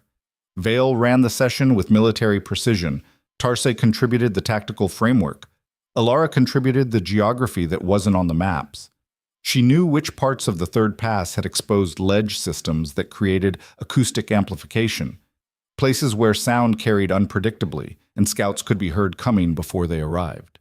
She knew the seasonal melt patterns that created temporary water features not present on the permanent maps. She knew the old pack paths, pre-road, pre-military, the routes that generations of frontier wolves had used to move through the mountains before the formal infrastructure existed, because she had found them in the archive records and had memorized them the way she memorized everything, not because she knew she'd need them, but because you never knew when you'd need them. Vale listened to all of it with an expression that shifted incrementally towards something that wasn't respect exactly, but was its professional antechamber. Tarse asked sharp, specific questions and accepted sharp, specific answers. By the end of the session, they had a reconnaissance route and a timeline. "The team leaves tomorrow at first light," Vale said. "Standard 6-scout configuration. We'll have preliminary reports back within 4 days."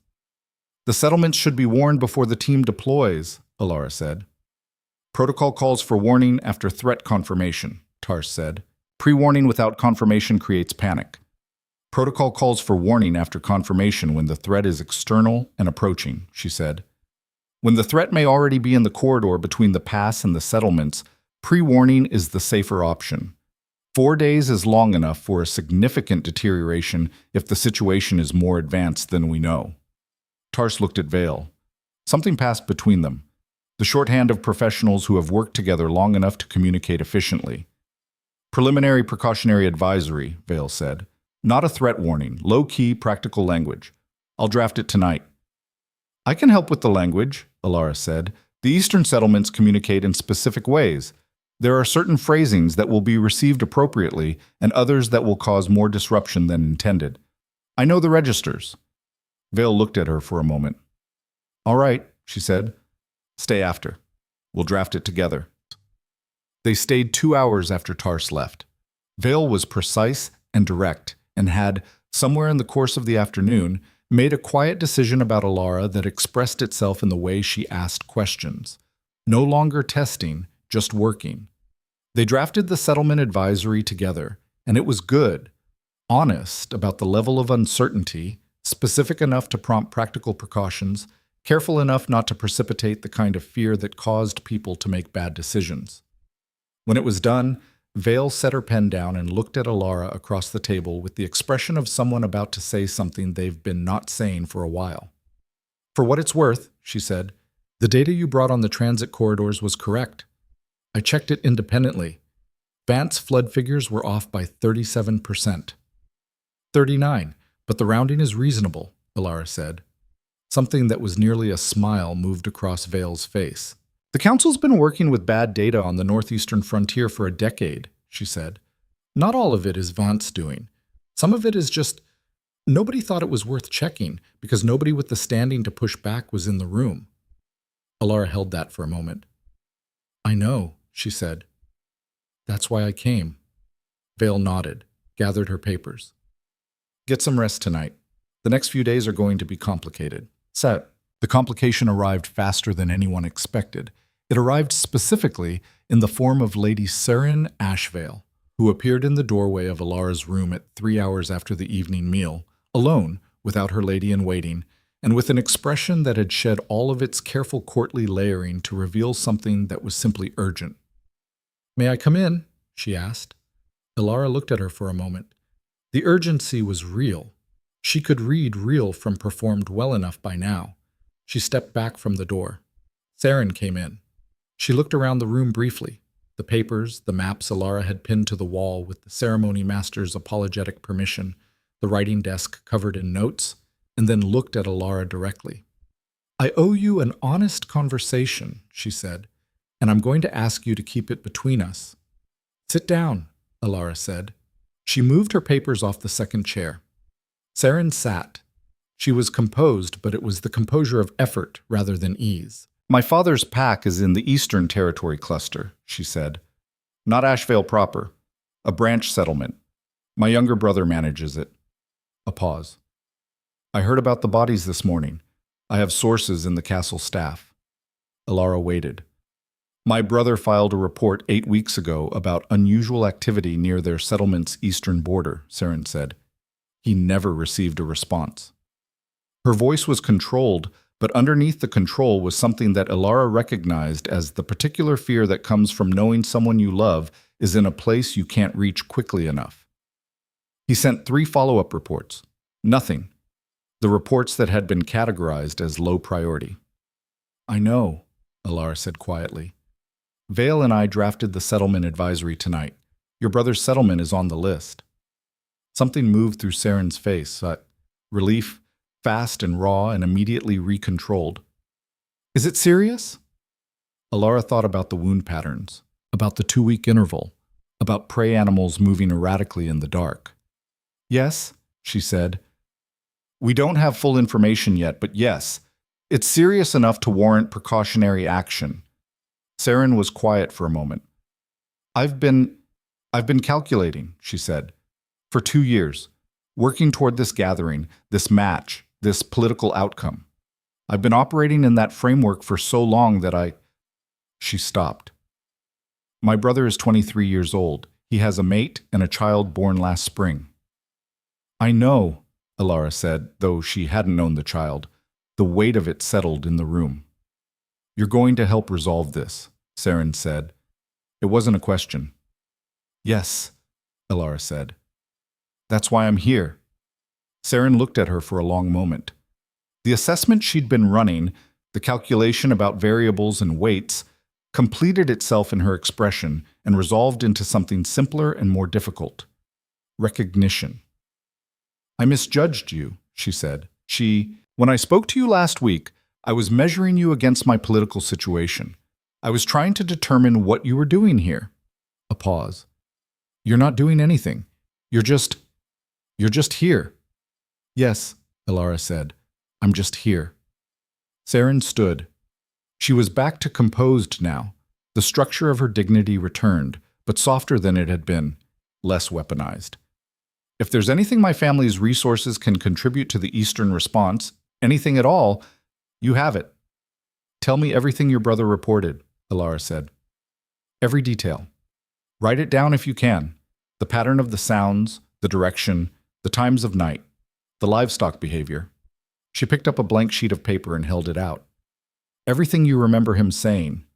Saren took the paper. She sat back down. She wrote for 20 minutes, in a precise and educated hand, while Elara read over her shoulder and asked specific questions, and the candles burned in the cold room.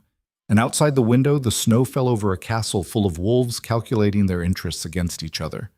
While somewhere in the mountains east of the third pass, in 11 settlements where the lights went out early because the fuel was precious, people were listening to the dark and hearing things they didn't have names for. When Saren left, she paused in the doorway. Elara, she said, whatever is happening between you and Rylan, I hope you don't let anyone tell you it isn't real. Elara said nothing. The door closed.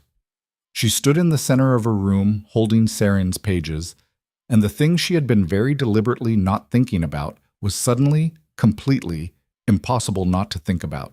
Because 2 hours later there was a knock at her door, a quiet, deliberate knock, 3 measured beats, and she opened it, and Rylan was standing there without guards, without the ceremony master, in the simple dark clothing he apparently wore when he was not performing the role of king, and he looked at her with the expression she finally, in that moment, had a name for. He said, I couldn't sleep. And she said, neither could I.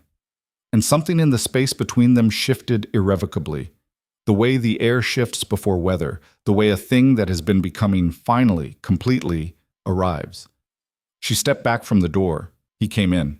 They stood in her room full of papers and maps, and the accumulated evidence of everything she knew and everything she was still learning, and he looked at her the way he'd looked at the northeastern map that morning, like something he was still working out but had already, at the deepest level, decided.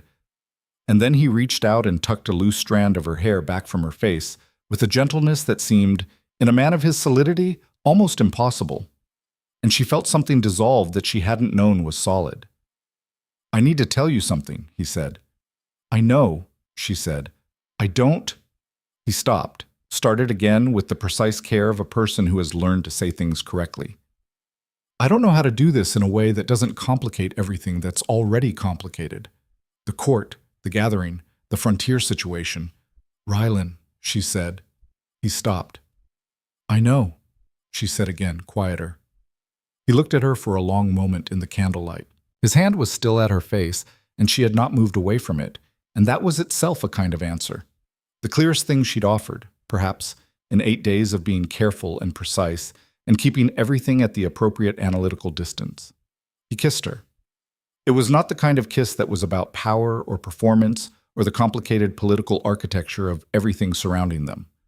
It was the kind of kiss that is simply the completion of something that has been building, the final movement of a piece that has been unresolved for long enough that resolution arrives like relief.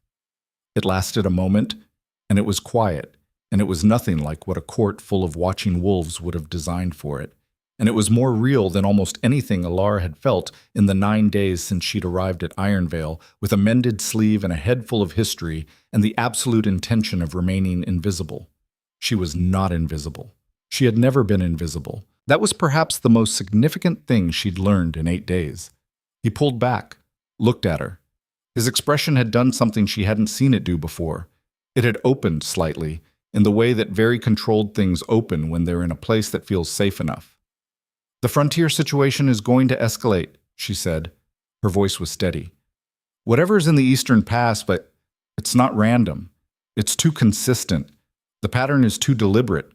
We need to be ready for something larger than 2 scouts. He looked at her for a moment, at the way she had shifted, seamlessly and without apparent effort, from the most personal moment of the last 8 days to the operational reality that they were both going to have to face in approximately 6 hours when the castle woke up and the world returned to its complicated shape. He almost smiled. Yes, he said. I know. Vale's scout team leaves tomorrow at dawn. I want to be there for the debrief when they return. She paused. And I want access to the historical records on the third pass. The pre-military survey documents. They'll be in the castle's deep archive. I'll authorize the access tonight, he said. You'll have it by morning. He moved toward the door. Rylan, she said. He turned. Thank you, she said, for seeing me. He looked at her across the room, across the papers and the maps and the careful architecture of everything she'd built in this space that was supposed to have been temporary. You were never difficult to see, he said. The problem was everyone else looking in the wrong direction. He left. She stood in the silence of her room, in the particular quality of quiet that follows something significant, and she breathed and she thought about the wound patterns on the body from the eastern slope, and she thought about Saren's brother's child born last spring, and she thought about 11 settlements pressing against the edge of the map where the light ran out. She sat down at her desk. She picked up her pen. Outside, in the deep mountain dark beyond the castle walls, something was moving through the third pass under a sky with no moon. Something patient, something coordinated, something that hunted in the kind of darkness where neither scholar nor king could see it coming. Not yet. But Alara was already working on that. The deep archive of Ironvale Castle smelled like time. That was the only way Alara could describe it. Not dust exactly, not mold, not the particular damp cold of underground stone, though all of those things were present. It smelled like the accumulated weight of centuries of record-keeping, like paper that had absorbed decades of the same cold air and given something back in exchange, something that had no name, but that she recognized in her bones the way a person recognizes their home language in a foreign city. She had spent her life in rooms like this. They were the only rooms where she had never once felt like an outsider. The archive access Rylan had authorized came through at the 6th hour of the morning, a handwritten note from the ceremony master delivered by a page who looked like he'd been awake as long as she had, authorizing full access to the pre-military survey documents and the historical pass records through to the present day. She was in the archive by the 7th hour, before most of the castle had finished breakfast, moving through the catalogued shelves with the systematic speed of someone who knew how archives were organized and could navigate their logic without having to learn it first. The pre-military surveys were in the deep section, older, the paper more brittle, some of them requiring the careful handling she'd learned at 12 years old from a pack elder who had spent 40 years managing documents and had very specific opinions about how they should be touched. She pulled the Eastern Pass records going back 150 years and carried them to the reading table in the center of the archive chamber, and she worked. The Shadow Fangs. That was what the earliest records called them. She found the name in a survey document from 1871, written by a frontier cartographer named Davin Locke, who had been mapping the eastern passes for the original Northern Territorial Commission. He had noted, in the careful and somewhat understated language of a professional trying to record an observation without appearing to lose his credibility, that the local frontier wolves referred to a type of predator that inhabited the deep mountain terrain as the Shadow Fangs. Not a wolf species, not a bear, not any of the catalogued fauna of the region, but something that moved in coordinated groups and was primarily nocturnal and had been known to take wolves, not just livestock, in the bad years. The bad years. She read that phrase and felt the particular chill that comes from recognizing that someone used a specific euphemism because the direct language was too frightening to commit to paper. She kept reading. The 1871 account was the earliest clear reference, but once she had the name, she began finding traces of it further back. Oblique mentions in settlement records, gaps in the pack census data that corresponded to periods of unusual frontier withdrawal, one council document from 1834 that referenced the Eastern Problem, in terms that now, with context, resolved into something specific and alarming. The Shadowfangs had existed in the eastern mountains for at least 2 centuries. They were not new. They were something that the frontier settlements had learned to live around through a combination of behavioral adaptation, keeping livestock in at night, maintaining fire through the dark hours, never traveling the deep passes alone, and a kind of collective institutional memory that was passed down through generations. The institutional memory that had been eroding, she realized with a cold clarity, for the past 30 years. As the original frontier families had aged and died, and the younger generations had moved closer to the central territories seeking better conditions, the oral traditions had frayed. The specific behavioral knowledge that had kept the settlement safe had been thinning for a generation, replaced by nothing, because nobody at the center had understood what was being lost. And some change in the mountains, some shift in conditions she hadn't yet identified, had brought the Shadowfangs back into active territory after a dormant period of approximately 40 years. The last recorded incident cluster was 1983. Isolated attacks, quickly suppressed, largely unreported to the Central Territories because the Eastern Frontier had learned decades earlier that reports to the center produced nothing useful. The last recorded incident cluster had been resolved, according to a single brief document she found near the back of the survey files, by a coordinated defensive action organized by the frontier settlements themselves. No military support, no council intervention. The settlements had identified the territorial patterns of the Shadowfangs, established coordinated alarm systems across the settlement cluster, and set a trap in the mountain terrain using fire and sound and the particular knowledge of their own geography. It had worked.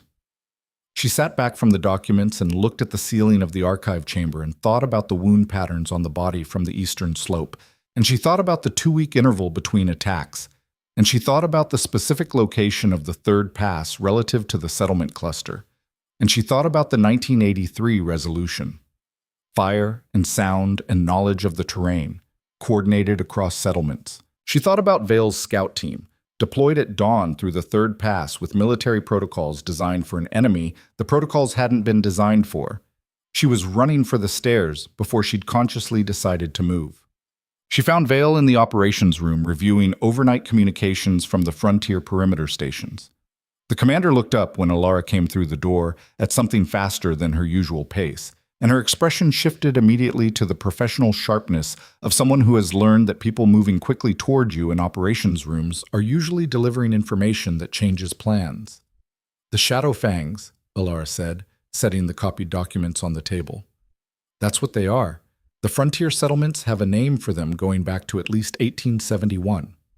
Vale looked at the documents, at Alara, at the documents. "What are they?" "Pack hunters. Highly coordinated, primarily nocturnal, wolf-capable. They've been in the eastern mountains for centuries." She pushed the 1983 resolution document to the front. "They were active 40 years ago. The settlements resolved it without central support. The method is documented here." Vale read quickly. Alara watched her face, the rapid intake of information, the recalibration, the specific tightening around the eyes that indicated the place where the new information intersected with something already known in a way that was alarming. "The scout team," Vale said. "They're moving through the third pass with standard protocols," Alara said. "Standard protocols assume a threat that responds to dominant wolf behavior. Challenge, display, retreat. The Shadowfangs don't respond that way. They're coordinated. They'll track the team's movement pattern and find the approach window." Vale was already on her feet. "I can get a messenger to the team at the first waypoint. How long?" 4 hours if the rider pushes hard. The team will be in the pass by then." Alara felt the specific mathematics of it move through her. 4 hours, the depth of the pass, the timing of the eastern slope's shadow window that she'd read in the cartographer's notes. The team would be at maximum exposure in approximately 5 hours. The messenger could make it, marginally, if the rider was exceptional and the mountain conditions held. "What's the alternative to the messenger?" she asked. Vale looked at her with the expression of someone who has a real answer and doesn't like it. "We pull the team back and redeploy with different protocols." "Which means a 3-day delay and no intelligence on current territorial positions." "We can't afford a 3-day delay," Alara said. "The settlement advisory went out this morning. The settlements are going to start implementing precautionary measures without knowing what they're dealing with. If the Shadowfangs are already territorial in the pass corridor, a settlement moving cattle at unusual hours or lighting additional fires could trigger a response before we have any defensive coordination in place. Vale pressed her hands flat on the table in the way Alara had learned meant she was restraining an impulse to move before she'd finished thinking. Then we need both. The messenger to adjust the scout team's protocols, and an immediate move to establish the coordinated defensive framework across the settlement cluster. She looked at the 1983 document. This says the settlements coordinated their alarm systems across a 60-mile radius. We need to do that again, but faster. Yes, Alara said, and we need someone who understands the geography and the settlement communication networks well enough to coordinate it on the ground. A pause. Not a messenger. Someone who can adapt to conditions. Vale looked at her. Alara looked back. No, Vale said. I know the terrain from the archive records. I know the settlement communication registers. I know the 1983 method well enough to adapt it. You're a civilian. You're an archivist from a border pack. You've been at this castle for 9 days, and I have more working knowledge of the eastern frontier geography than anyone else in this castle, Alara said, including your scouts with respect to their training. The Frost Hollow archives have 300 years of Eastern Pass documentation. I've spent 15 years reading it. She kept her voice even. Send me with the team. As a guide and strategist, I won't lead the tactical elements. That's Vale's domain, and I'll follow your protocols on the ground. But on the terrain and the settlement coordination, I'm the right person. The silence lasted approximately 6 seconds. His Grace, Vale began. I'll speak to him, Alara said. Marsan. She found Rylan in the northern gallery, where she'd known he would be at this hour. He had a habit, she'd learned, of spending the early morning in the map gallery before the day's political machinery engaged, moving through the territorial surveys with the focused quiet of someone for whom the maps were not a representation of power, but a form of thought.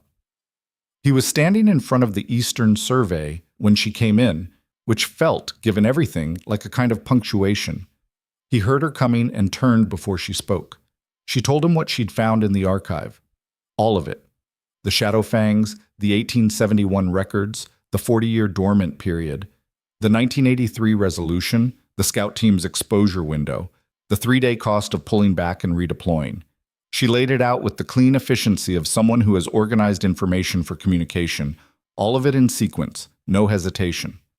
He listened without interrupting. That was one of the things she had come to rely on, his capacity to listen to a complete account before responding, to resist the impulse to redirect or question before the full picture was available. It was rarer than it should have been. When she finished, he was quiet for a moment. You want to go with the team, he said. Yes. Into the Eastern Pass. Yes. He looked at her. Something moved through his expression that was more complex than the word no, and more complicated than agreement. It was the look of a man absorbing a conflict between two things he valued that had come into direct opposition, and doing it visibly without pretending the conflict wasn't there. There are experienced scouts who could carry the archival knowledge, not in 4 hours. Transferring 300 years of contextual knowledge to someone else in 4 hours isn't possible. I know the specific features of the eastern terrain, the acoustic amplification points, the old pack paths, the seasonal variations in the pass floor conditions. I can't fully document that in 4 hours, and I can't guarantee that documentation would be sufficient without someone who can adapt it to what they encounter in real time. She paused. I'm not trying to be reckless. I'm trying to be accurate. I know you're not being reckless, he said. That's not what this is. Then what is it? He looked at her for a long moment. The early morning light came through the gallery windows at a low angle, pale and cold, and it made the maps behind him look like the walls of the world itself. 11 days ago, he said, you were standing against a wall reading a tapestry inscription and trying to remain invisible. And now you're standing here telling me you need to walk into the Eastern Pass where something killed 2 trained scouts. A pause. I'm not questioning your capability. He stopped. You're afraid, she said. He held her gaze. Yes, he said. It was the most direct thing he had said to her that wasn't about policy or history or the operational realities of the frontier. It sat in the air between them with the weight of something that had cost something to say. I know, she said. I'm afraid too. A pause. But the settlements aren't abstract to me. The people in them aren't abstractions, and I have the specific knowledge that gives the team the best chance of protecting them. She held his gaze. Let me do the thing I came here to do. The silence lasted a long time. Outside the gallery, she could hear the castle waking up, the distant sounds of the morning routine reasserting itself, the world moving toward the day's political structure. 6 scouts, he said. Vale coordinates the tactical protocols. You have authority on terrain navigation and settlement communication. The moment the situation exceeds parameters, you pull back. That's not a request. He paused. And I want updates at every waypoint. Yes, she said.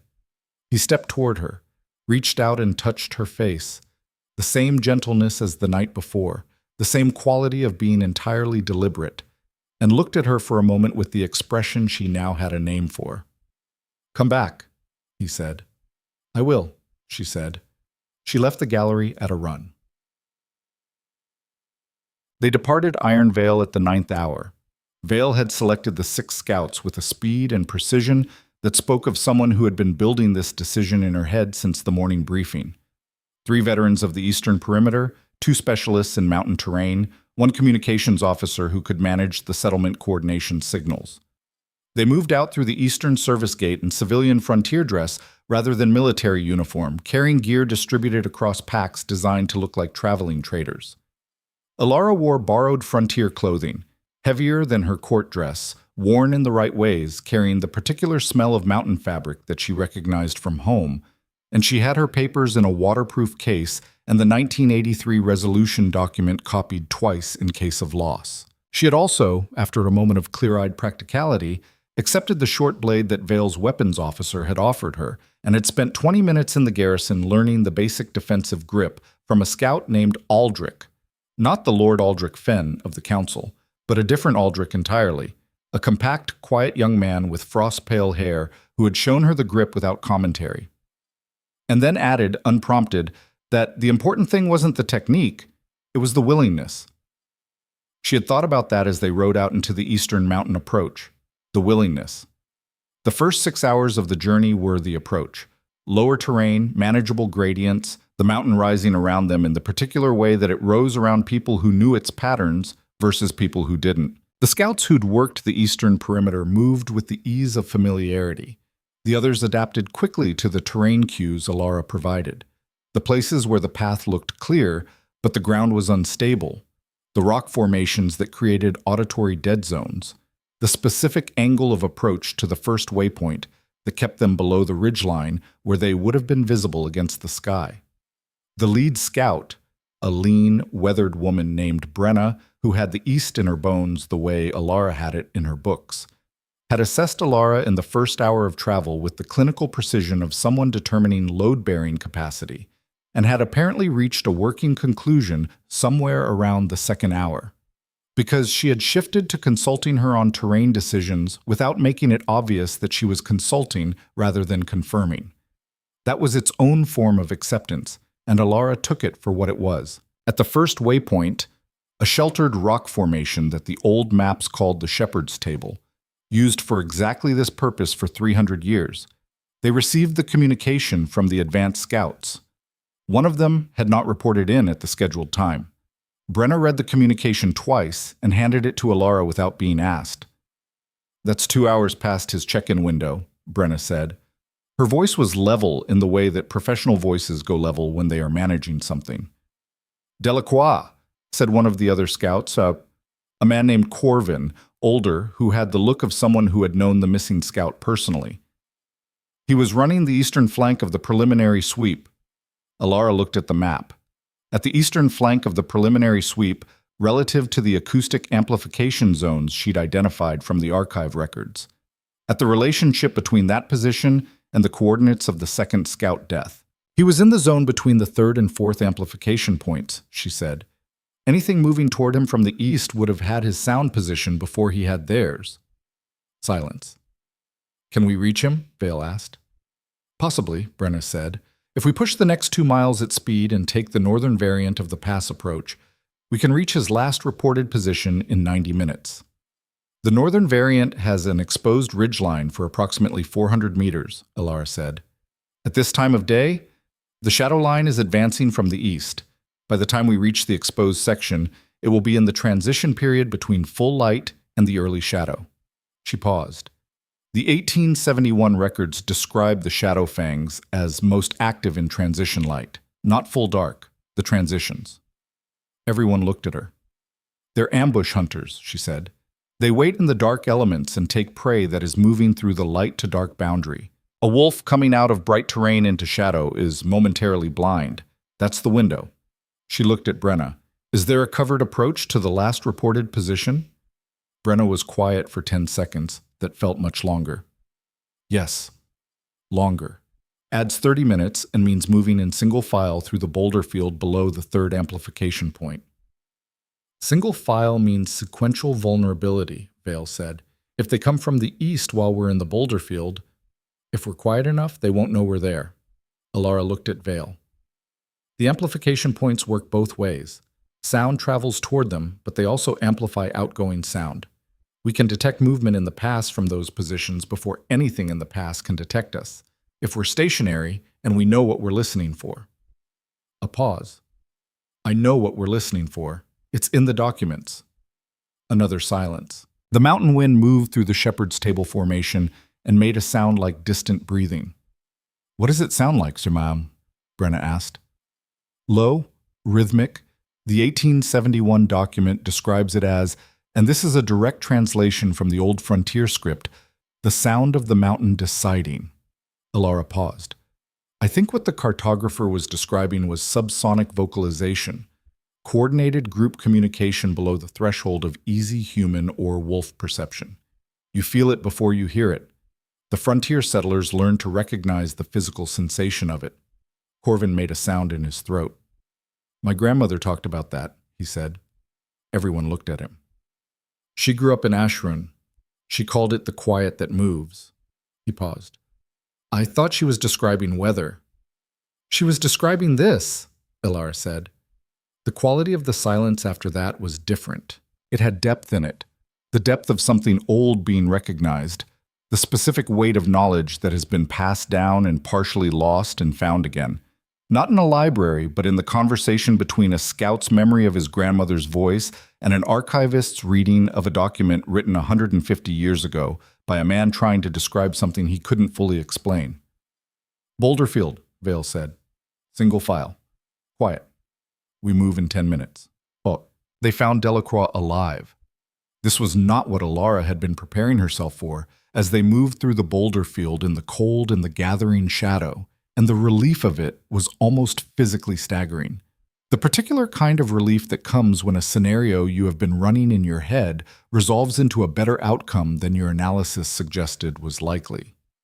He was sheltered in a natural alcove in the eastern rock face, approximately 200 meters from his last reported position, alive and coherent and moving carefully because his left arm had been badly injured. The wounds were the same pattern as the bodies. Deep, regular, precise, but shallower, because he had managed to roll into the alcove before the full engagement, and the rock had protected his back and one side. 3 of them, he said, when Brenna had established his condition, and Vale was kneeling beside him with the medical pack. Maybe 4. I never got a clean look. They were in the shadow line exactly like you said. He looked at Alara with an expression that combined pain and something like wonder. You said they used the transitions. How did you know? I read about them, she said. In a book? In a very old book. He laughed, which made him wince. Frontier Pack archivist, he said, to no one in particular. Next time I dismiss the archivist briefing, I'm going to remember this exact moment. Can you move? Brenna asked. Yes, not fast. We don't need fast, Vale said. We need quiet. She looked at Alara. You said the amplification point above us. How far? About 80 meters, straight up. If we get to the amplification point before the shadow transition completes, we have the acoustic advantage for approximately 2 hours. Vale looked at her with the steady directness that Alara had come to associate with her best moments. The moments when she was operating from pure professional judgment rather than institutional caution. Is there a defensible position at the amplification point? The 1871 survey shows a natural ledge system at the amplification point that the cartographer noted as ideal for, and this is his language, observation and defensive emplacement. She paused. He was a thorough man. Then we go up, Vale said. They went up. Sit. The amplification point was exactly what the cartographer had described, a broad ledge system in the rock face above the boulder field, facing east, with natural stone configurations on 3 sides that created both shelter and acoustic channeling. From the ledge, the eastern pass stretched below and ahead of them like a wound in the mountain, the shadow advancing from the east in the slow, deliberate way of something with patience. And from the ledge, in the deepening transition light, Alara heard it for the first time, the quiet that moves. It was exactly what Corvin's grandmother had described, and what the cartographer had tried to describe, and what none of the language she had read had quite captured. A low, rhythmic sub-presence in the air, something felt in the chest before the ears found it, something that her animal instincts registered as wrong before her analytical mind located the specific wrongness. It was coordinated. It had a pulse. It was more than one source. There, she said, keeping her voice at its lowest register. East-northeast. Multiple sources. At least 3, possibly more. Brenna had gone very still. So had the other scouts. Corvin's hand was on his blade. Even Vale, who had spent 30 years in professional contexts where composure was structural, had gone to a different kind of still. Not the stillness of control, but the older stillness of prey that has identified predator and is calculating. How many? Vale breathed. I can't tell yet. Alara was listening with everything she had, not just her ears, but the whole of her physical presence, the way she'd learned to listen in the Frost Hollow archive when the wind came through the mountain passes and carried sounds that didn't belong to anything on the known maps.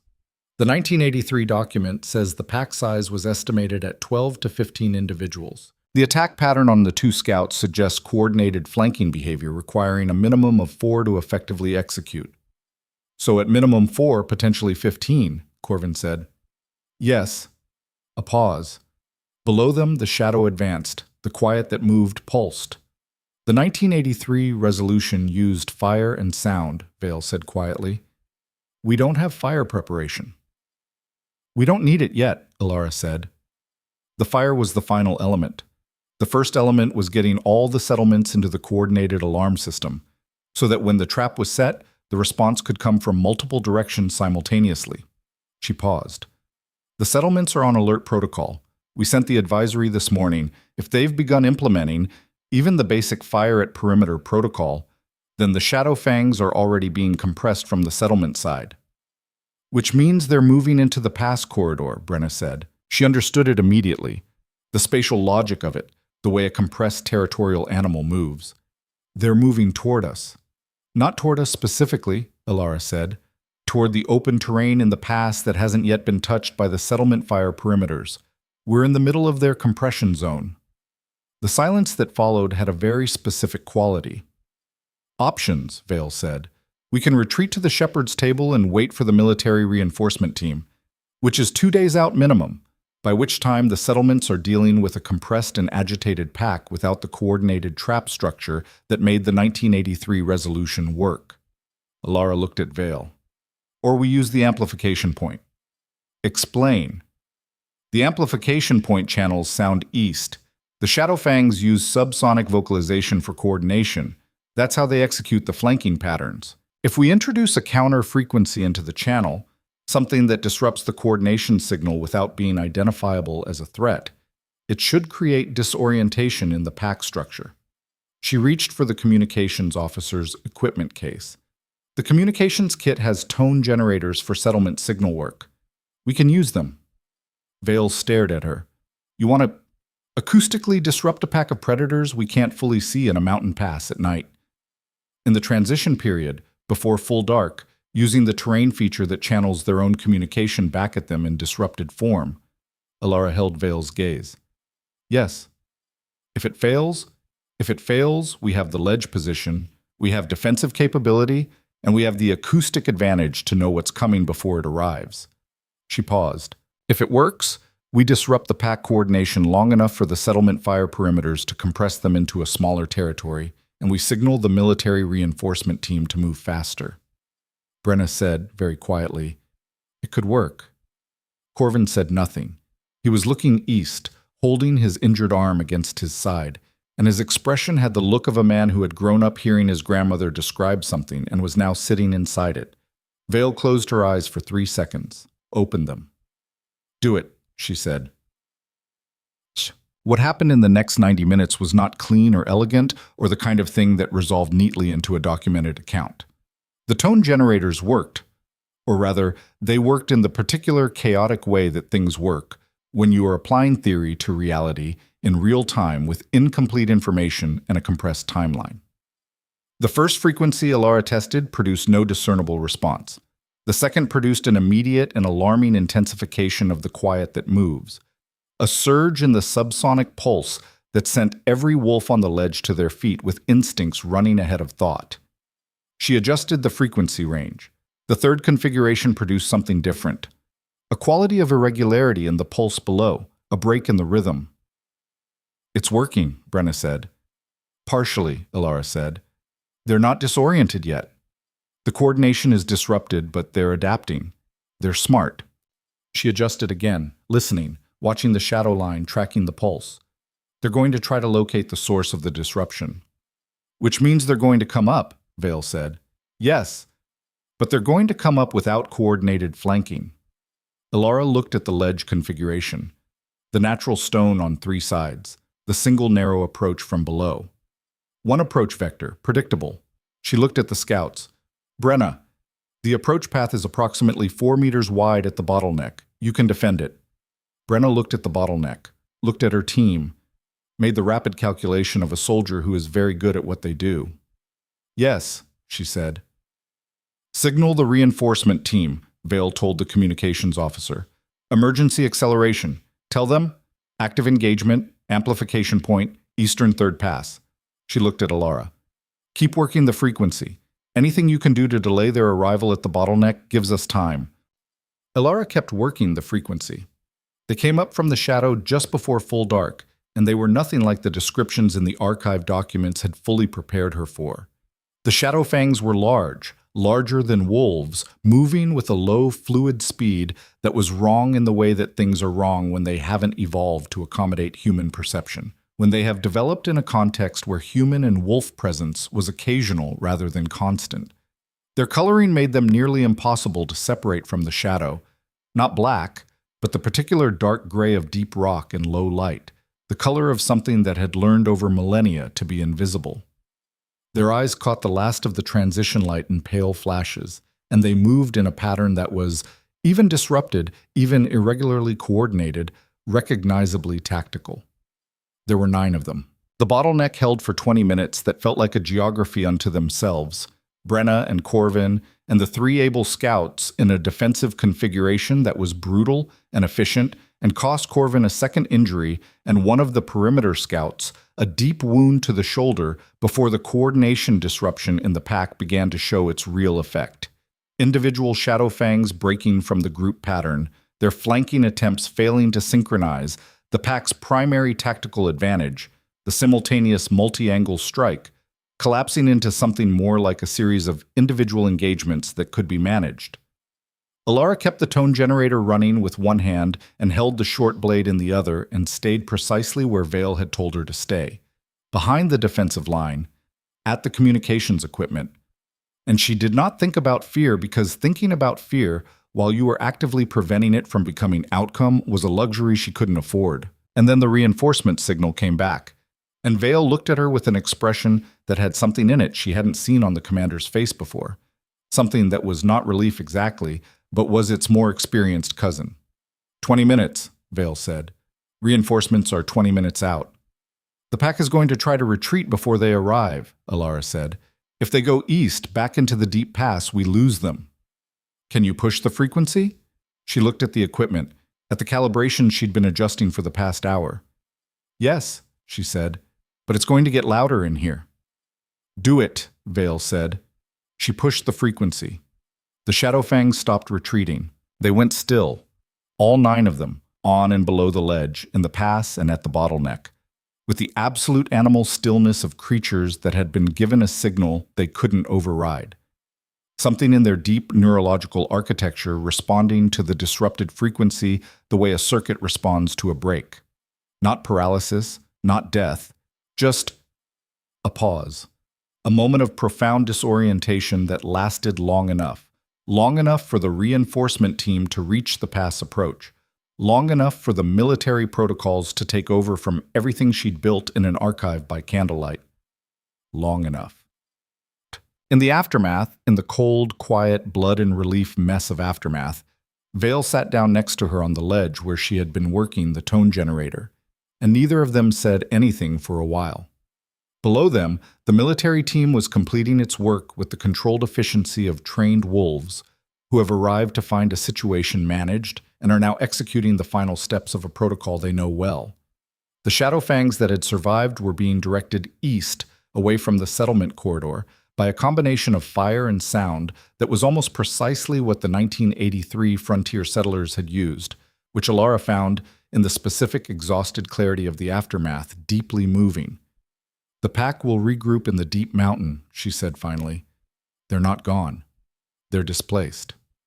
For now, Vale said, the settlements need the coordinated perimeter system to be permanent, not emergency protocol. Permanent.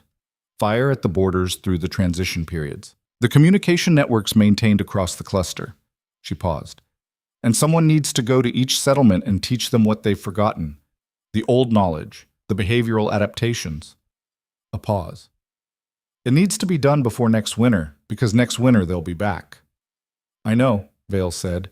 She was quiet for a moment. You're going to do that too, aren't you?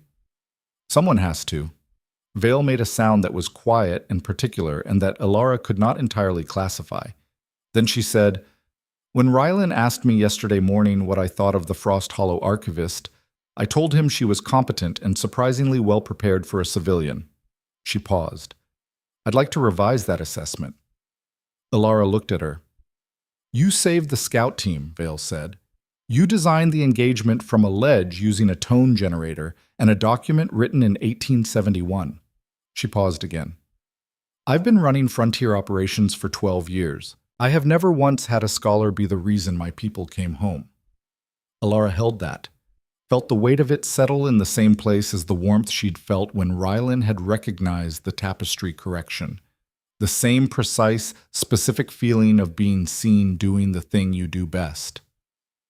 Thank you, she said.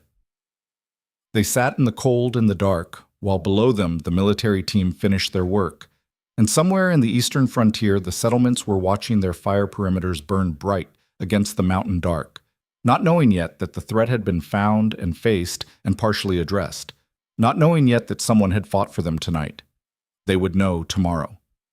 The communications signal went out at the first hour past midnight, and it went from Alara's hand in her specific register in the language the eastern settlements recognized as their own.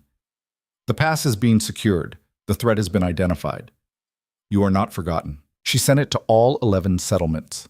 She sent it to Coldreach last, for the 23-year-old with the child born last spring, and she held the communication device in her hands in the dark and cold of the Greymount eastern slope, and felt something that wasn't quite grief and wasn't quite gratitude, and was perhaps the combination of both that comes when you understand fully what was almost lost and what you are going to spend the rest of your capacity preventing from being lost again. Then Brenna appeared at her shoulder with the particular gentleness of a soldier who has survived something difficult with someone they didn't expect, and said, We should start back. The king's going to be standing at the gate. Alara looked east one more time, at the deep dark of the pass where the Shadowfangs had retreated, at the distant glimmer that was Coldreach's fire perimeter, just barely visible from this elevation on a clear night, at the boundary between mapped and unmapped, between the world that was known and the world that wasn't, between safety and the vast cold patience of the mountain. She stood up.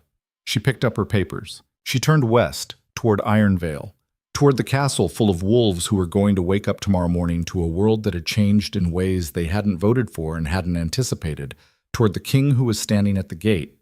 She was entirely certain Brenna was right about that, and toward the thing waiting to be said between them that was larger now than it had been when she'd left. Because shared danger does that. Because the night had done that.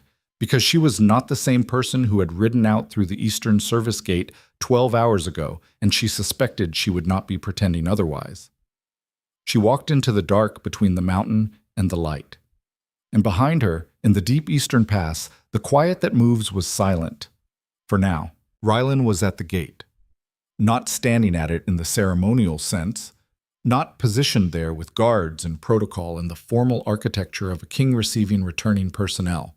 He was simply there, in the cold before dawn, in the same dark clothing he'd worn the night he'd come to her room, with two of his personal guards at a distance that suggested they had followed him rather than been directed to stand there, and he was watching the eastern road with the quality of stillness that she had learned over 11 days to read as its own form of intensity. She saw him before he saw her, in the last stretch of the approach where the road curved around the mountain's lower shoulder and the castle gate became visible. She had been moving on momentum and cold air and the particular clarity that comes after sustained danger when the body's emergency systems are still running, but the immediate threat has resolved, and the sight of him standing at the gate in the dark did something to that clarity, sharpened it differently, made it personal in a way that the operational hours of the night had not been. Brenna, riding beside her, said nothing. She had apparently decided, sometime during the return journey, that the appropriate response to the situation was professional invisibility, and she maintained it with characteristic thoroughness. Rylan saw them when they came around the curve. She watched him see her, watched the specific sequence of it, the way his body changed when he confirmed she was upright and moving under her own power, a barely visible release of tension that had been held for hours and was now no longer necessary. He didn't move toward her immediately. He waited, which was its own kind of message, and she rode the last 100 meters to the gate with the weight of his watching and the weight of the night and the weight of everything that had accumulated between them since she'd stood against a wall reading a tapestry inscription and tried to remain invisible. She dismounted at the gate. He was there when she turned. "You're injured," he said. His voice was very even. She looked at her left hand, which had a cut across the palm from the third hour of the engagement, not deep, wrapped in cloth that had been doing its job adequately for the past 4 hours. "Minimally," she said. He looked at her for a moment with the expression that had opened the night before, the one that had no careful control in it, and then he did something she hadn't expected. He reached out and took her wrapped hand in both of his, very gently, the way you hold something you have been worried about losing. "The settlements?" he asked. "Secure for now," she said. "The pack was displaced, not eliminated. We have a window. The coordination protocols need to be permanent. I'll explain fully in the briefing." She paused. "Delacroix is alive. Corvin and Scout Hara are wounded but mobile. The Shadowfangs are real, they're documented, and we know how to manage them." He nodded once. Processed. Did not let go of her hand. "Come inside," he said. She went inside bed. The medical officer dealt with her hand efficiently and without comment, which she appreciated. The cut was clean and would heal in a week. Corvin's second injury required more attention. The perimeter scout's shoulder wound was serious enough that the medical officer kept her expression professional with visible effort. Delacroix, who had held an alcove for 6 hours on a bad arm, was treated with the particular combination of urgency and affectionate exasperation that suggested the medical officer knew him well. Vale gave the preliminary debrief in the operations room while the injuries were being treated, and she gave it with the clean, factual efficiency she applied to everything, and she included, without editorializing, a precise account of Alara's contributions, the archive research, the acoustic disruption strategy, the tone generator application, the settlement communications. She described these things in the language of military reporting, identified the threat vector, designed the engagement protocol, executed under active conditions, produced effective outcome. It was the most emotionally stripped-down account of the night's events, and it was somehow, in its stripped-downness, more effective than anything more elaborate would have been. Heron Mace was present for the debrief. He had arrived in the operations room approximately 10 minutes after Alara, which meant he had been somewhere nearby, which meant he had known something significant was happening even before the briefing began. He listened to Vale's account without interrupting. When it was finished, he was quiet for a moment in the way he was quiet when he was recalibrating. She had learned to read it, the specific quality of his silences, the difference between the silence that meant dismissal and the silence that meant assessment. This was assessment. The acoustic disruption was your design, he said. Not to Vale, to Alara. Based on the archive documentation of the 1983 resolution, she said. The frontier settlers who resolved it then understood the principles. I had access to their records and enough understanding of the terrain acoustics to adapt the method. Using equipment from our communications kit, which was designed for settlement signal work. Yes, the tone frequency range was compatible. It required calibration in real time. I couldn't have confirmed it would work without testing it in the specific acoustic environment of the amplification point. Mace looked at her for a long moment. Something was resolving in his expression. Some final piece of a calculation that had been running since the first council session settling into its answer. I've been in this council for 14 years, he said. I've seen strategists with 3 decades of formal training fail to produce an effective engagement plan on a 12-hour timeline. A pause. I want the full archive documentation on the Shadowfangs and the 1983 resolution on my desk by tomorrow morning. It will be there, she said. He nodded, started to leave, stopped at the door. Miss Voss, he said without turning, the Northeast Corridor proposal. Vaughnt's revision came back this morning with the same bad flood data and a new citation that appears to source it more recently. The citation is fabricated. I had my research office check it in 2 hours. He paused. I thought you should know. He left. Alara looked at the closed door for a moment and then looked at Rylan, who was standing near the wall map in the posture of someone who had heard something important and was waiting to see what would happen next. Vaughnt fabricated a citation, she said. Yes, to push through a policy that would economically isolate the frontier settlements while a threat to those settlements was active and being suppressed. The timing could be coincidental, he said. Could it? She said. He held her gaze. No, he said. It couldn't. She slept for 5 hours and woke up to a castle that had reorganized itself around a new fact. This was something she had read about in political histories, the way a single confirmed event could shift the entire architecture of a court's social dynamics, the way information moved through a community of wolves who were all calculating their positions relative to each other and updated those calculations when the inputs changed. The fact that had reorganized Ironvale was not yet public in any formal sense. No announcement had been made, no council session had addressed it. But news in a castle travels at its own speed, and by the time Alara reached the morning meal, she could feel the difference. It was in the way people looked at her. Not all of them. Not the junior court members who were still sorting out their response. Not the territorial delegates who were still processing the information through their own political frameworks. But the specific people who mattered, the ones whose assessments shaped the room, those people looked at her differently than they had the morning before. And the difference had a specific texture. Not warmth exactly, not the personal kind, but the particular quality of attention that professionals extend to someone who has proven competence in terms the professionals recognize as meaningful. Brenna was in the breakfast hall, arm in a sling for the shoulder muscles she'd strained in the bottleneck defense, eating with the hearty efficiency of someone making up for missed meals. She nodded at Alara when she sat down. It was a different nod than the one she'd given at the first waypoint. That one had been acknowledgement. This one was something closer to kinship. Corvin, across the table, raised his cup. The archivist, he said, with a tone that made it somehow the opposite of Lord Fenn's usage. 2 of the Eastern Territory delegates appeared at her table before she'd finished her first cup of the bitter morning drink. Quiet, practical men who introduced themselves without preamble and said they'd heard about the Eastern operations and wanted to discuss the Frontier Settlement Coordination Framework. She spoke with them for 20 minutes. They listened with the focus of people who have specific concerns they've been waiting to articulate to someone who might actually understand them. She was still talking to them when Lord Aldrich Fenn walked past, and the moment of eye contact that happened was brief and contained something that was not quite retreat, but was its immediate precursor. A flicker of the recalibration that Mace had completed already, and that Fen was still running, reluctantly, against the resistance of a position he'd maintained for too long to abandon without cost to his pride. She did not push it. She looked back at the Eastern delegates and continued the conversation.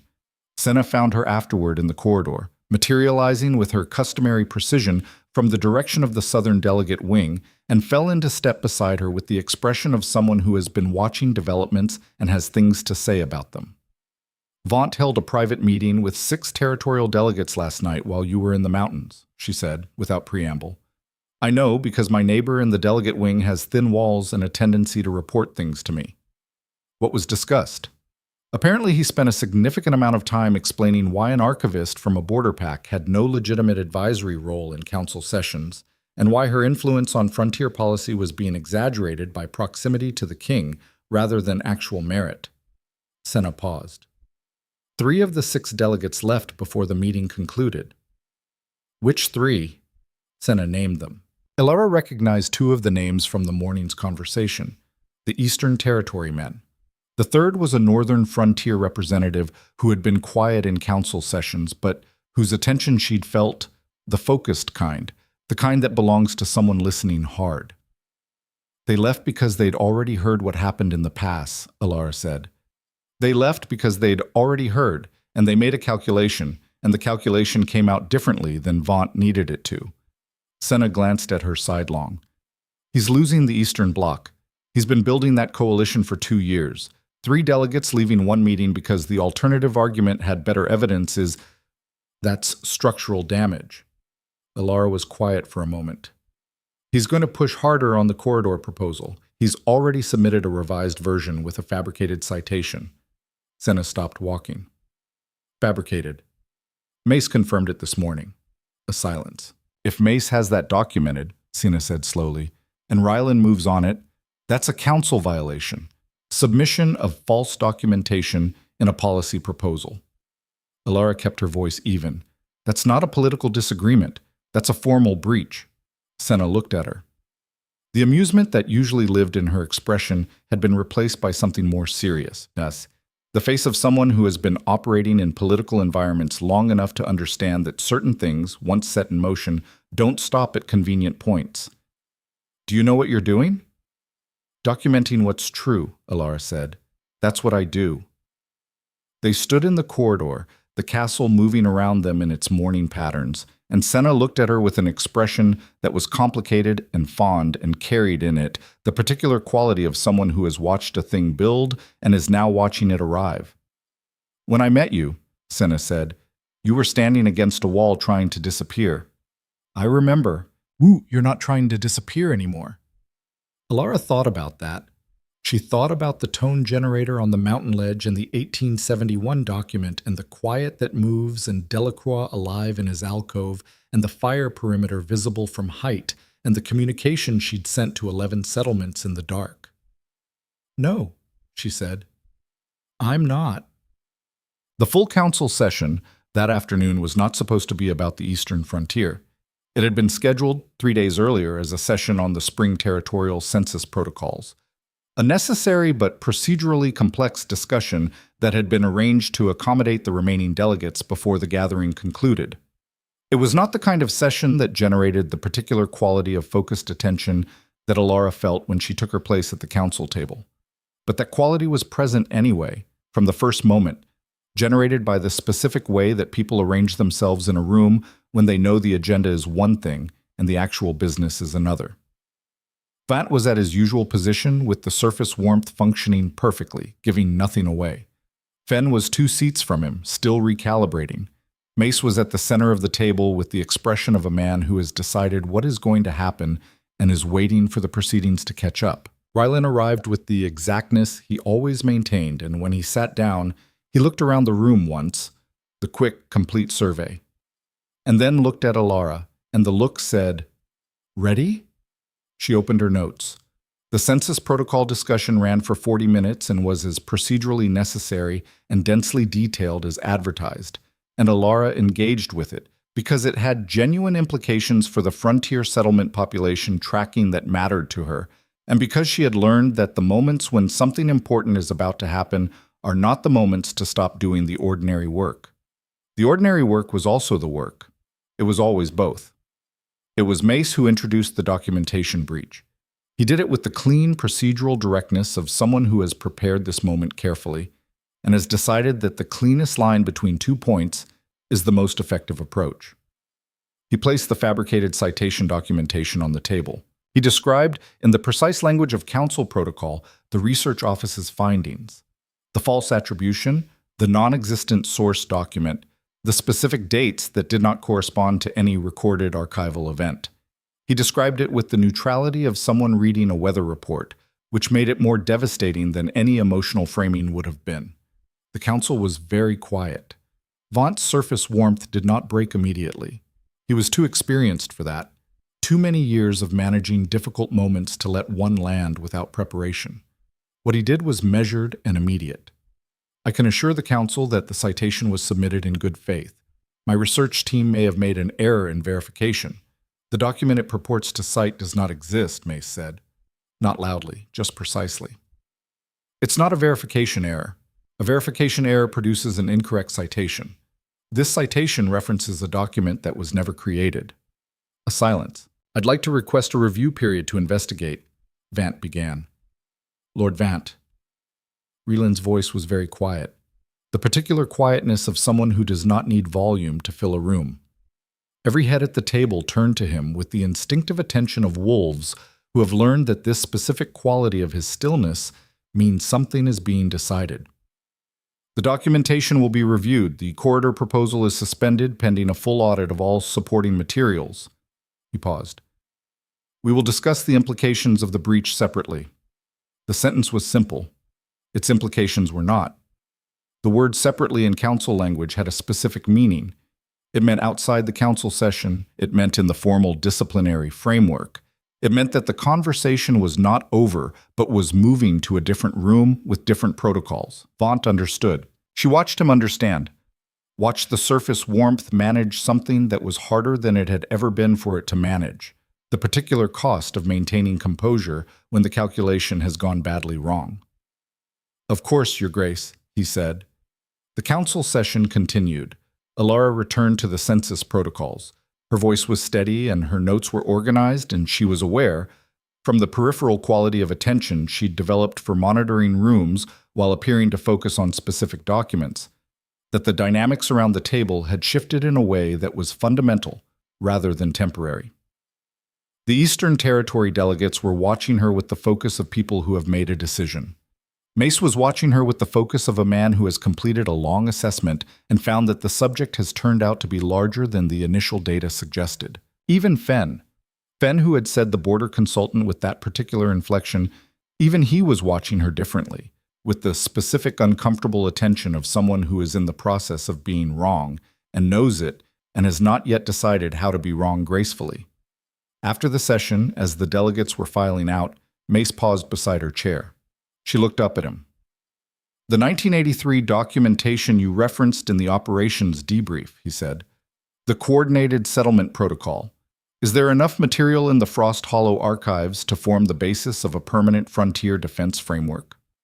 She thought about the depth of the archive, about the 300 years of accumulated records, the old pack paths, the settlement communication networks, the wildlife surveys, the past documentation.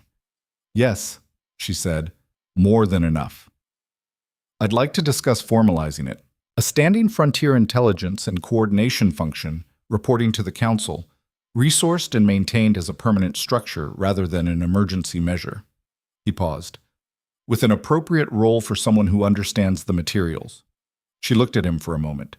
At the expression on his face, the professional respect that had been arriving in increments since the first council session and had now arrived fully, without reservation. Yes, she said. I'd like that very much. He nodded and left. Reeland was the last person in the room. He had waited. She'd been aware of him waiting, the focused stillness at the head of the table, while the others departed, and now he was looking at her across the empty room with the expression that had no careful control in it. Mace has never proposed formalizing a new council function in 14 years of service, he said. I heard. He's protective of the council's structural integrity. He doesn't add functions unless he's certain they're necessary and certain the person is right for them. I know. He's certain about you. She held his gaze. I know that too. He stood up from the head of the table and walked toward her, and the room was empty and the winter light was coming through the tall windows at a long angle, pale and clear, and he stopped in front of her and looked at her with the particular quality of a man who is about to say something he has been building toward for 11 days. The gathering concludes in 3 days, he said. Yes. After 3 days, the delegates return to their territories, the Ashvale delegation, the Southern Pacts, everyone. He paused. Frost Hollow is 4 days' travel northeast. She waited. I don't want you to go back to Frost Hollow, he said. She looked at him. The light was very clear and very cold, and outside the windows the snow had finally stopped, and the Ironvale courtyard was quiet in the specific way of a place between weathers, and the world felt, in this moment, like something that had been arranged very deliberately around this exact instant. Mace just proposed a standing frontier intelligence function, she said carefully. Yes. That would require someone to be based at Ironvale. Yes. That's a very practical reason for me to stay, she said. Something moved in his expression, the almost laugh that she had first seen on the night of the gathering, that had never quite made it all the way through and that now did, arrived fully, and it changed his face in the way that laughter changes faces when it's real, when it comes from somewhere that doesn't get maintained or controlled. It is, he said. It's a very practical reason. Is that the only reason? She asked. He looked at her. The laughter faded into something quieter and more permanent.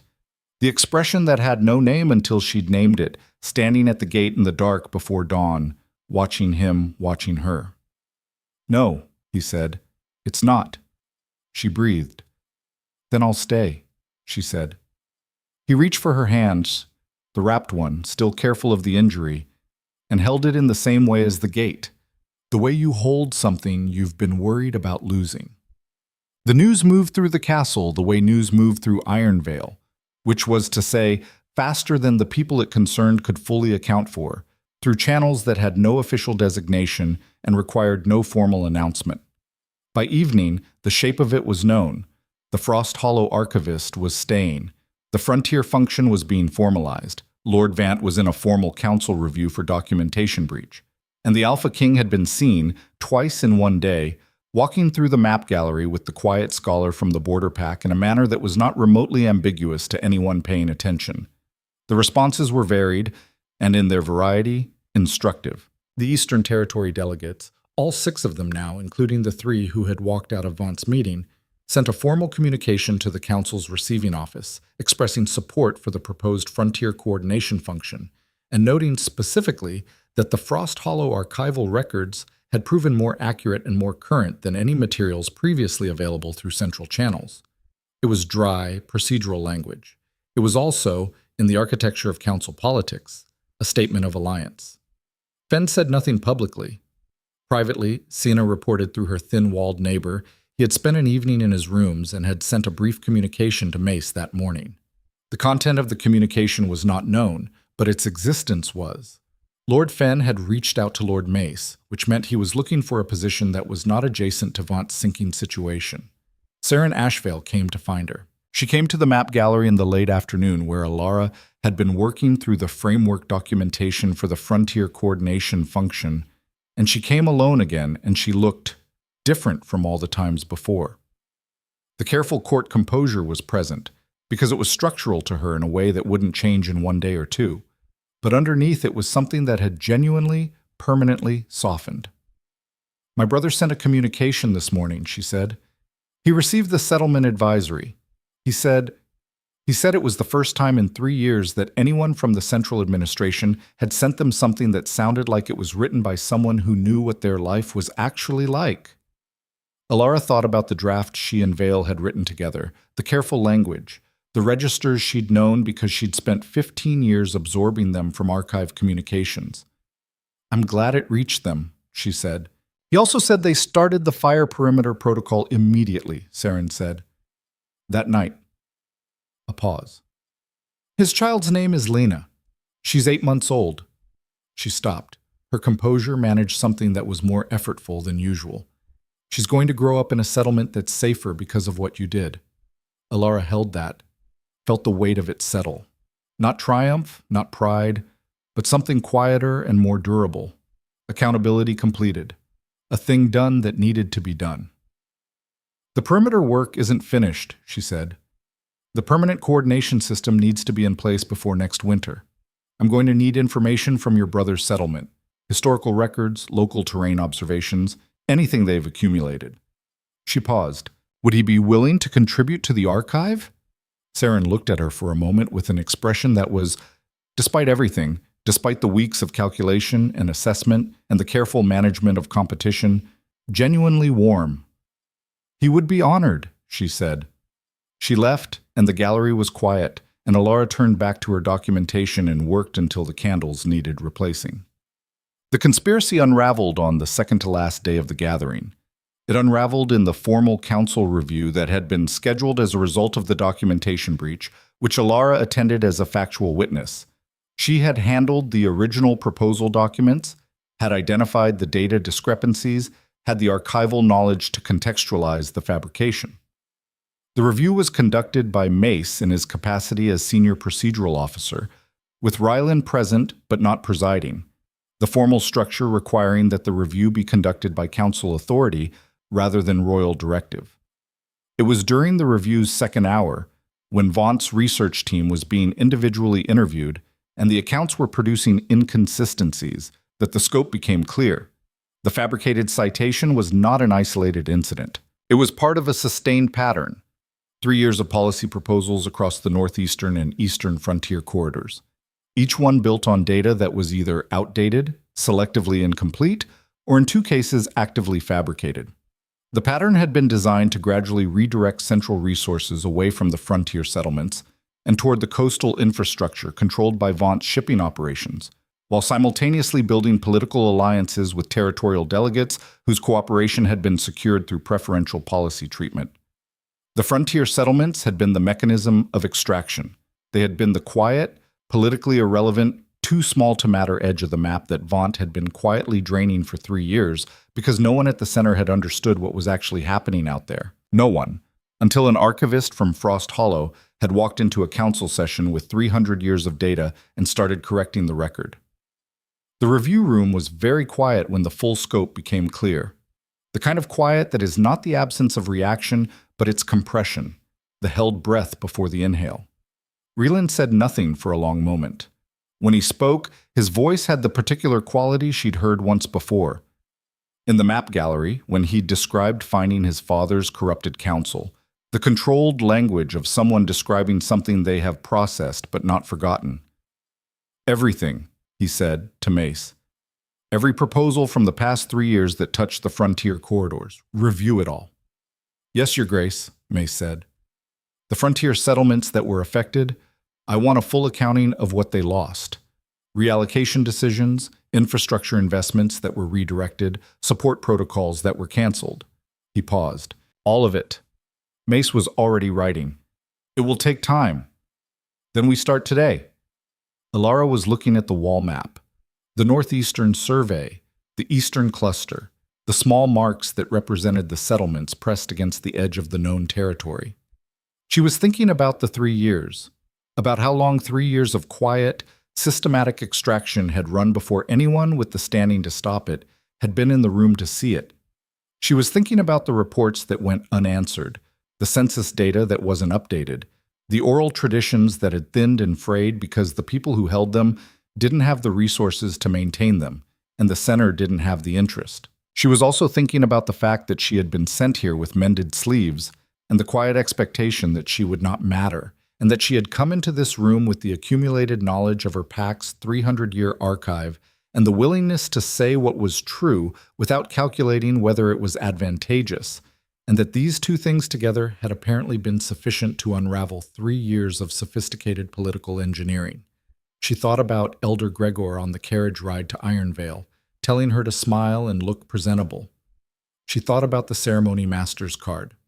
Unremarkable. She almost smiled. Alara, Ryland said.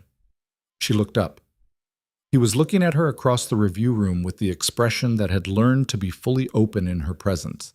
Not performed, not calculated, just the face of a man looking at something that matters to him. I need you to formally document the archival methodology, he said. Everything you used, the research approach, the data cross-referencing, the frontier record network. It needs to be institutionalized so that it can't be undone. A pause. So that the next time someone tries to build policy on bad data, there's a permanent counterstructure already in place. Yes, she said. That's exactly what needs to happen. How long? 2 weeks for the initial framework documentation. The full archive integration will take months. You have whatever you need. She nodded, picked up her pen, started writing. That night, in the map gallery, she stood in front of the Northeastern Territorial Survey and looked at the Eastern Cluster settlements, at the small marks that had begun to feel less like cartographic notation and more like something specific, 11 points of light in a mountain dark that she now knew the shape of. Ryland stood beside her. They had been standing there for a few minutes in the comfortable quiet that had developed between them, the quiet of two people who have gotten past the stage of filling silence with language and have arrived at something better. Vaunt is going to argue the review scope is excessive, she said. He has enough connections in the Eastern Bloc that 3 or 4 territorial delegates will support a limitation request. Let them argue it, Ryland said. The documentation is already in Mace's hands. The 3 delegates who didn't walk out of his meeting last week are still aligned with him. He's going to try to use the gathering's final day to consolidate whatever remains of his coalition before the delegates disperse. I know, he paused. You've been monitoring it. Of course I've been monitoring it. She glanced at him. I monitor everything. It's what I do. He looked at her. That almost laugh again, arrived fully again, the expression that had stopped hiding itself in her presence.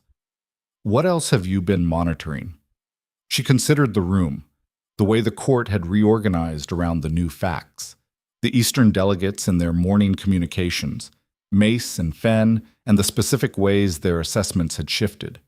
The administrative staff who had, over 11 days, stopped treating her like a temporary inconvenience and started treating her like someone who was going to be in the building. The shift is real, she said, not complete. There are still people who see me as a problem, the wrong origin, the wrong background, the wrong kind of knowledge. That's not going to resolve in 11 days. She paused. But the people who matter have recalibrated, and recalibrations tend to hold when they're based on evidence. That's a very analytical way of describing a fundamental change in how everyone in this castle sees you, he said. It's accurate. It is. He was quiet for a moment. How do you see it? Not analytically. She looked at the map, at the Eastern Cluster, at the third pass where the Shadowfangs had retreated into the deep mountain dark and where scouts were now stationed at permanent intervals, where the fire perimeters were burning through the transition periods in all 11 settlements. I see it as a beginning, she said. The work isn't done. The frontier coordination system isn't built yet. The settlement audit is going to take months. The Shadowfangs are dormant, not gone. She paused. But a beginning that was real, that was built from something real. He turned toward her. She turned toward him. The map gallery was quiet around them. The castle settled into its deep evening rhythms. The war and the winter and the mountains all present beyond the walls and all manageable. Not eliminated, not resolved, but manageable, which was the most that could be asked and was, in its own way, everything. When I was 22, he said, and my father died and I took the throne and found what the council had been doing, I spent 3 months trying to figure out how to fix it. I had advisors and strategists and people who had been in that building for decades, and every meeting ended with the same conclusion. The system is too complex, the interests are too entrenched, the reform will take a generation. He paused. I did it anyway. It took 4 years instead of a generation, and it was hard, and some of it still isn't finished. He looked at her. You reminded me of that. She looked at him. Of a king who reformed his own corrupted council? Of someone who walked into a room where they weren't supposed to matter, he said, and made things true that weren't true before. She felt the warmth again, the precise, specific warmth that lived in the place where being seen and being understood are the same thing. The frontier coordination function, she said. Yes? I want it to be a permanent council body, not advisory, not consultative, actual standing authority on frontier policy with the ability to block proposals that haven't been validated against archival data. She held his gaze. That's the structural piece that prevents the next Vant. He looked at her for a long moment. Processing. The quality of his attention she'd come to trust. The real kind. The kind that didn't just receive information, but actually integrated it. Draft the proposed charter, he said. I'll bring it to the full council on the last day of the gathering, while all the territorial delegates are still present. That's a large move for the last day. Yes, he said simply. She looked at him. At the expression on his face, the one that had no careful control in it, and felt the particular clarity of a moment that is both very large and very specific, when the enormous shape of something is also somehow intimate. All right, she said. She turned back to the map. Her fingers moved over the eastern cluster, not quite touching, just tracing the geography she knew from paper and had now learned from cold stone and mountain air and the particular sound of the quiet that moves in the dark. Rylan, she said. Yes. Thank you, she said, for not letting Gregor's description be the last word. He was quiet for a moment. When he spoke, his voice was very quiet, the particular quality of words said to be heard by one person. No one who does what you do, he said, should ever have been invisible. She kept her hand on the map. Outside, the northern wind moved over Ironvale's towers, and the mountains rose against the night sky, vast and cold and permanent. And somewhere in the deep eastern pass the fires were burning, and the 11 settlements were holding, and the world was not fixed, but it was changing, which was, in the end, the only thing that knowledge and courage and the refusal to disappear had ever been able to accomplish. And it had always been enough. She picked up her pen. She had a charter to write. She wrote through the night, not frantically, not the desperate racing kind of writing that comes from fear of running out of time. The deliberate kind, the kind that she'd been doing since she was 12 years old in the Frost Hollow archive, working by a candle that was burning down while the wind came through the mountain passes outside, and the rest of the pack was asleep, and she was reading something that mattered too much to put away. The kind of writing that felt, in its bones, like the truest version of herself. The charter for the Frontier Intelligence and Coordination Council took her 7 hours. She drafted it 3 times before she was satisfied, not because the content changed substantially between drafts, but because the language needed to be precise in specific ways that general policy language was not. The first draft was too advisory in its framing. It left too much interpretive space that could be closed by future councils with different priorities. The second draft was too prescriptive. It tried to account for circumstances she couldn't predict, and in doing so created rigidities that would become obstacles. The third draft was what it needed to be. Clear about authority, clear about scope, clear about the specific conditions under which the council body could block a policy proposal, and grounded in the archival methodology she'd developed not as a personal approach, but as a documented, reproducible system that could outlast any individual. She included in the appendix a complete cross-reference to the relevant Frost Hollow archive materials. Every data set she'd used, every historical precedent, every frontier record that had proven more accurate than the central sources. She documented it all because the point was not to make herself indispensable, but to make the knowledge indispensable, to transfer what she carried in her head into a structure that would persist whether or not she was in the room. That was what archives were for. That was what she had always been for.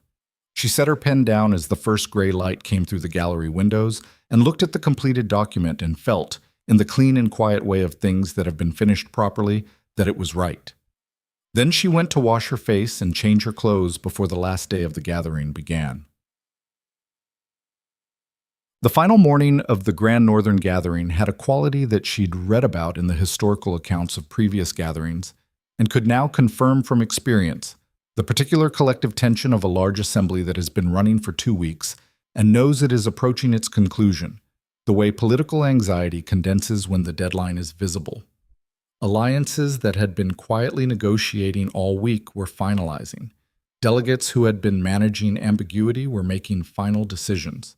The social architecture of the event was completing itself, the way water finds its level. She delivered the charter to Mace at the 7th hour. He read it in her presence, standing at his desk, which she understood as a form of respect. He could have told her he'd review it later, but he read it immediately, which meant he was treating her time as valuable and her document as urgent. He read it with the focused precision she'd come to expect from him, and when he finished, he set it down and looked at her with the expression of someone who has just read something that exceeded their expectations and is not certain how to say so without making it into more of an event than it needs to be. The authority structure in Section 3, he said. The blocking mechanism. Yes. It requires 2/3 council approval to override a frontier council block. That's a higher threshold than any existing council body. Yes, she said, that's deliberate. The existing bodies can be overridden by a simple majority in emergency sessions, which is how Vaunt's proposals survived as long as they did. He could manufacture a majority when he needed to. The 2/3 requirement makes it structural rather than procedural. Mace was quiet for a moment.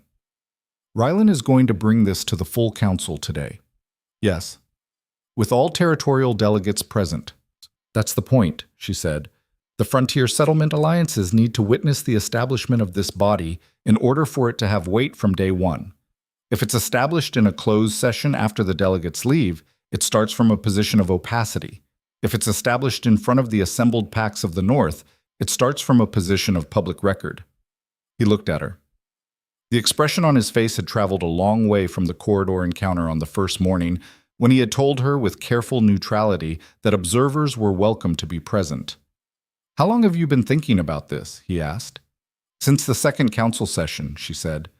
When I understood the structural gap that Vaunt had been using. The what was obvious by then. The how took longer. He almost smiled. It was a small thing, a Mace-specific thing, but it was real. Present at the afternoon session, he said. Bring the original. She took the charter back because it was hers to carry. The final session of the Grand Northern Gathering was held in the Great Receiving Hall rather than the council chamber. The territorial delegates attended full plenary sessions in the larger space, and this was the formal closing meeting of the 2-week assembly, the session that would produce the official record of agreements, alliances, and policy directions established during the gathering. It was the largest room in Iron Vale.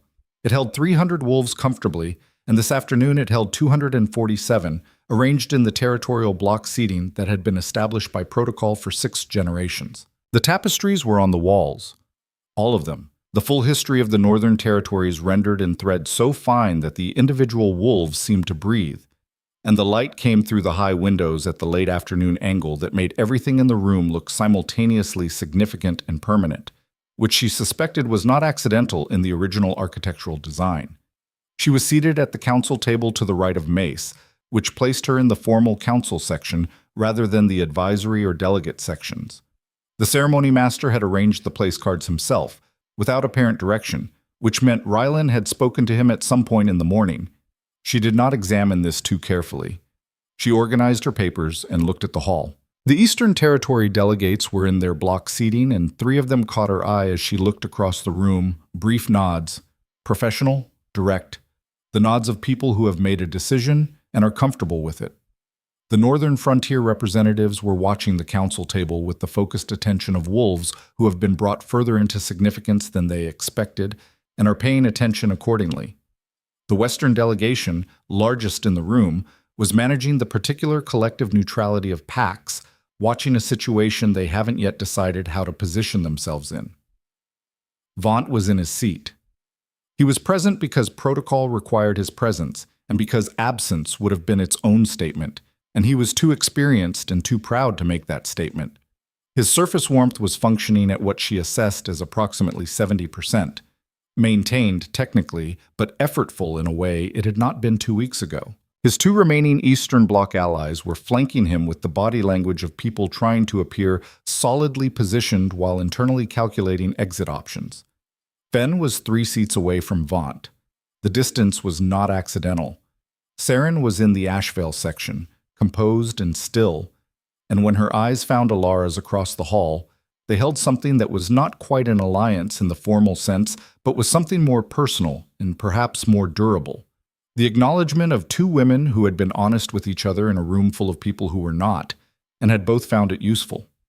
Senna was in the Deepwater Hold section, and her expression as she looked at Alara across the hall was the most complex thing in the room: pride and amusement, and something older. The look of someone watching a thing arrived that they recognized from its earliest shape. Rylan entered, and the hall did what it always did, and she let herself feel it this time instead of categorizing it. The atmospheric shift, the way the room gathered itself around him, the quality of his presence that was not performed power, but something more fundamental.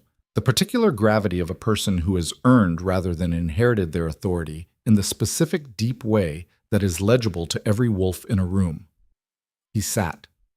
He looked around the hall once, the complete survey, and when his gaze reached her, it stopped for a moment.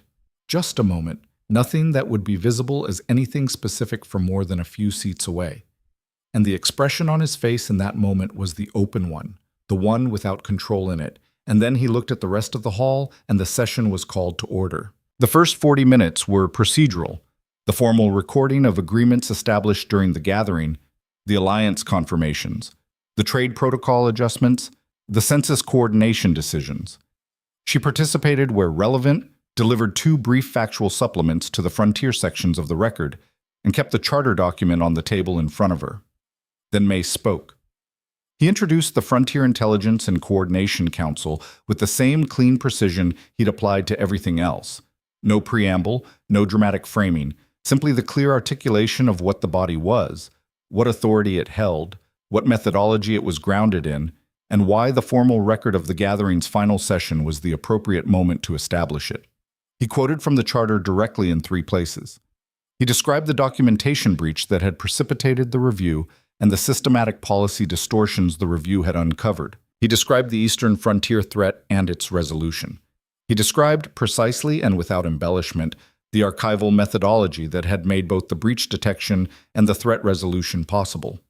He described all of this in the language of institutional record, which was the most powerful language available in a room full of pack leaders who understood that what was written in the formal record of the Grand Northern Gathering was binding in ways that private conversations and informal agreements were not. The hall was very quiet by the end. Vaunt spoke. He spoke carefully and at length, arguing scope and precedent and the risk of creating council structures that circumvented the traditional authority relationships between packs and the central administration. It was a competent argument. It had the shape of legitimate concern and the internal logic of a man who had spent years understanding how to make self-interest sound like principle. She listened to it with the same quality of attention she'd given the first council session, looking for the architecture, finding where the argument's actual foundations were versus where it claimed they were. When he finished, she looked at Rylan, found him looking at her. "Miss Voss," he said, "would you like to respond?" She stood up. This was the moment. She understood it the way she understood terrain from maps. The comprehensive picture, the specific features, the place where the ground would hold and the place where it would not. This room, these wolves. 14 territorial packs represented, each one calculating its position, each one watching to determine what the next alignment of forces would require them to do. 247 wolves who had, most of them, never heard of Frost Hollow before 2 weeks ago, and who had formed their opinions of her through the accumulation of specific events, the council sessions, the debrief reports that had circulated through the castle's information channels, the documented outcomes of the Eastern Pass operation, filtered through the lens of whatever their prior expectations of a border pack archivist had been. She thought about the tapestry, the translation. The one who waits understands what the one who charges has already forgotten. She had been waiting, in one sense, for her entire life, waiting for a room where the knowledge she carried was worth something, waiting for the moment when the 300 years of accumulated frontier understanding she held would intersect with a situation that required it. She had not known that waiting was what she was doing. She'd thought she was just working, just reading, just maintaining the archive because someone had to, and she was the one who loved it. But standing in this room, in this moment, She understood that the waiting and the working had been the same thing all along. She looked at the hall, at the assembled wolves of the Northern Territories, at the tapestries depicting 2 centuries of history on the walls around her. The Frontier Intelligence and Coordination Council is not a new idea, she said.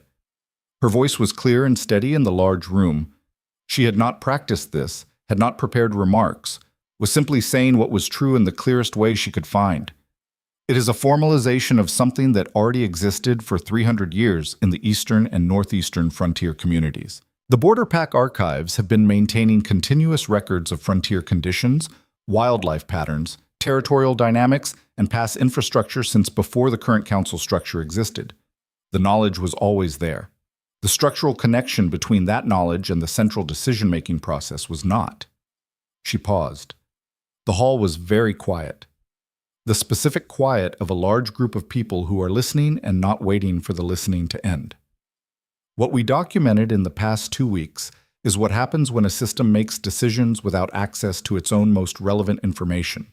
It does not make bad decisions because it is corrupt. Though corruption can certainly accelerate the problem, as we have seen, it makes bad decisions because the people making the decisions do not know what the people living with the consequences know. She let that sit for a moment. 3 families in the Cold Reach settlement had a child born in the spring. The settlement has maintained its fire perimeters every night for the past 7 days since the advisory reached them.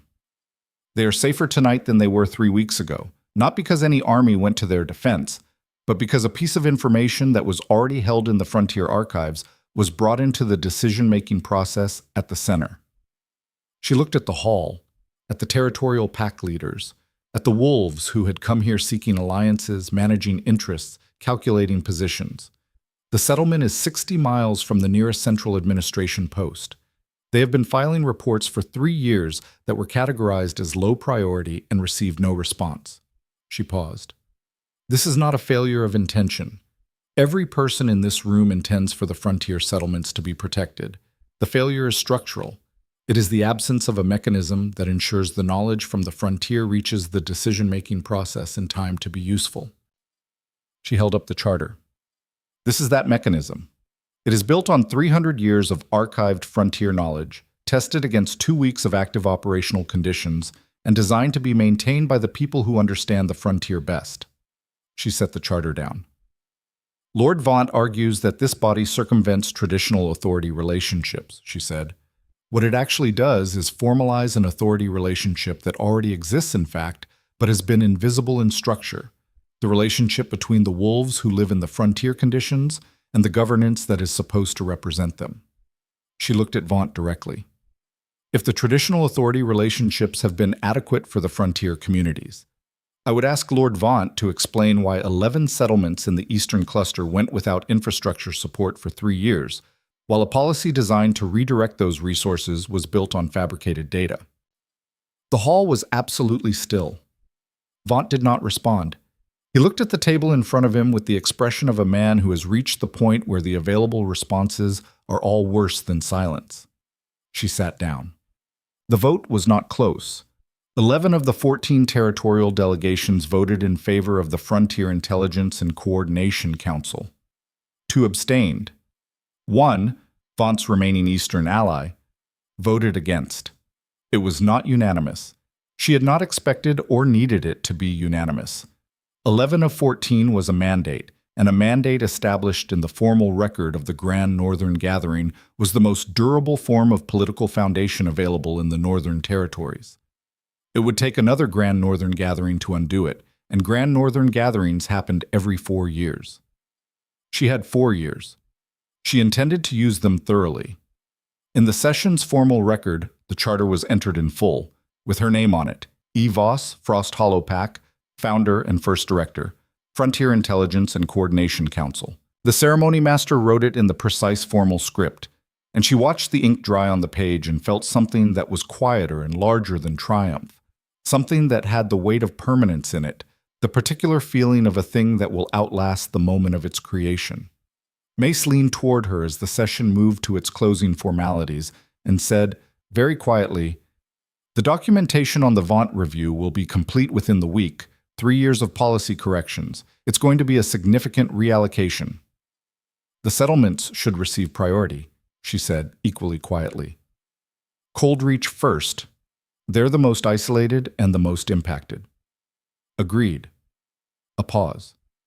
You should know, when Ryland proposed your name for the council directorship in the pre-session meeting this morning, there was no discussion. It was immediate. She looked at Mace. At the expression on his face, the professional respect that had arrived without reservation, combined with something slightly warmer than professional that he was allowing, carefully, into the edges. Who was in the meeting? She asked. 8 senior advisors and myself. He paused. Fenn proposed seconding the nomination. She was quiet for a moment. Fenn. Who had said the border consultant with that inflection? Who had spent 2 weeks as Vance's closest ally and had spent the final days of the gathering calculating a different position. It's a significant shift, she said. People shift when the evidence becomes undeniable, Mace said. It takes some people longer than others. The important thing is that they shift. He paused. You gave him undeniable evidence. The rest was his own work. The session concluded. The hall began its organized dispersal. 2 weeks of gathered wolves separating back into their territorial delegations. The social architecture of the gathering disaggregating into the smaller units it would travel home in. She sat for a moment at the council table and watched the hall empty and thought about the first night, the carriage window, the castle rising from the mountain like a wound in ice, Elder Gregor telling her to smile and look presentable, the receiving line she hadn't joined, the wall she'd stood against, the tapestry inscription she'd been reading when the room had changed. She thought about Frost Hollow, about the 300 families in the narrow strip of land below the Greymount Range, living through 7-month winters on the strength of what they knew. About her father, the border strategist who had been respected in frontier circles and unknown everywhere else, who had spent his life trying to make the frontier legible to a center that wasn't listening, who had built an archive not because anyone had asked him to, but because he had understood, with the clear-eyed practicality of a border wolf, that knowledge that wasn't preserved was knowledge that died. She was going to send him a communication. He had been dead for 4 years, which was the particular kind of absence that didn't resolve into past tense. He was simply perpetually unreachable, the person whose response she most wanted to read and couldn't. She composed the communication in her head anyway, the way she had been doing since the day after his death, because some conversations were worth having whether or not they could be completed. I was invisible for exactly 1 evening, she told him in her head. Then I read a tapestry translation. Ryland found her in the map gallery. Of course he did. She had come there without consciously deciding to, drawn by the pull of the familiar, the room where more of the significant things had happened than any other single space in the castle, and she was standing in front of the northeastern survey, looking at the eastern cluster when she heard his step in the doorway. The session's formally concluded, he said. I know, I was there. She turned to look at him.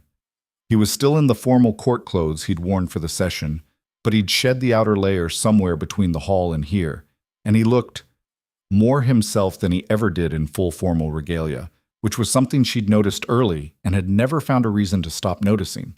The quality of him that was most real was always slightly more visible when the performance layers were reduced. 11 votes, she said. 11 was enough. Fenn seconded the nomination. Something moved in his expression. Not surprise she thought he'd known, but the particular satisfaction of a specific thing completing. Yes. That took something from him, she said. It cost something to be publicly wrong about a person in front of people who watched you be wrong. Yes. He was quiet for a moment. He asked me in the pre-session meeting whether you would be likely to hold it against him. The previous 2 weeks. She looked at him. What did you tell him? I told him that was a question he should ask you directly. A pause. Was I right? Yes, she said. That was right. She turned back to the map. I won't hold it against him. The people who make themselves reachable by evidence are the people I want in this system. That's the point of the system. It's not to reward the people who are already on the right side. It's to make the evidence available to everyone and let them work with it. He moved to stand beside her at the map. They were quiet for a moment, both looking at the same geography, the familiar habit of it comfortable between them. "The gathering is concluded," he said. "Yes." "The delegates are preparing to leave." "Yes." "You're staying." "Yes," she said. The word was simple and complete and held everything that the previous 2 weeks had accumulated without needing to name any of it specifically. He reached out and took her hand. Not the wrapped hand this time. Both injuries healed to the point where the bandaging was off, and held it the way he'd held it at the gate, the way that had become its own language in the past 2 weeks. "I want to talk to you about the future," he said. "About what I want it to look like. All of it. The Frontier Council, the policy framework, the Eastern settlement work." A pause. "And the rest." She looked at him. "The rest." "Yes."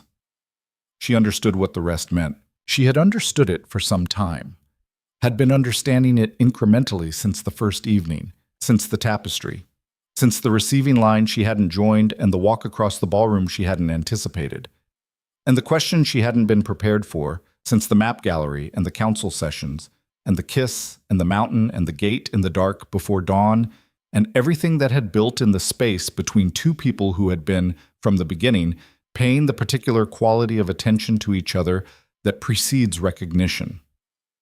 "All right," she said. "Let's talk about all of it." The last morning of the Grand Northern Gathering was clear. The storm that had been running for 2 weeks finally finished, and the northern sky above Ironvale was the deep transparent blue of winter fully settled, the kind of sky that made the mountains look permanent rather than threatening, the kind of sky that a frontier wolf reads as good travel conditions and a clear view. The delegates departed through the main gate in territorial groups, the processions orderly and unhurried, the castle's farewell protocols running with the ceremony master's usual precision. Alara stood at the inner courtyard and watched them go. Not all of them, not for long, just the particular passage of the gathering's conclusion with the awareness of someone who understood that the relationships formed and formalized in the past 2 weeks would shape the Northern Territories for the next several years, and who knew many of those relationships better than she'd expected to know them when she'd arrived here with a mended sleeve and a head full of history.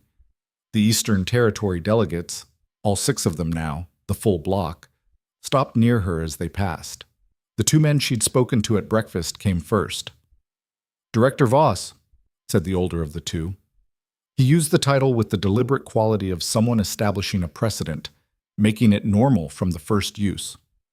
"We'll be sending the full Eastern Settlement archives to Ironvale within the month. Everything our settlements have accumulated." "Thank you," she said. "I'll review them as soon as they arrive." "My settlement's archivist has been maintaining records for 40 years, said the other. "He's been trying to get anyone at the center to read them for 15. A pause. "He's going to want to meet you." "I look forward to it," she said, and meant it with the specific sincerity that came from imagining a 40-year archive waiting to be incorporated into a system that could use it. Saren Ashvale paused beside her when the Ashvale delegation passed. She was in full formal travel dress, her composure completely restored to its courtly precision, but her eyes were warm with the specific warmth that had developed between them, in a room full of papers and candlelight, and a young woman's name written on a page.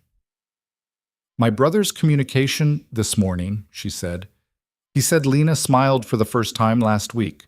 Alara felt the warmth in the specific place it lived. "Tell him to send her picture to the archive when she's old enough," she said. "Children from the frontier settlements should be in the record." Saren held her gaze for a moment with something in it that was both acknowledgement and gratitude and the complicated, specific thing that women who have been honest with each other about difficult things carry for each other afterward. "Take care of the East," she said. "Yes," Alara said.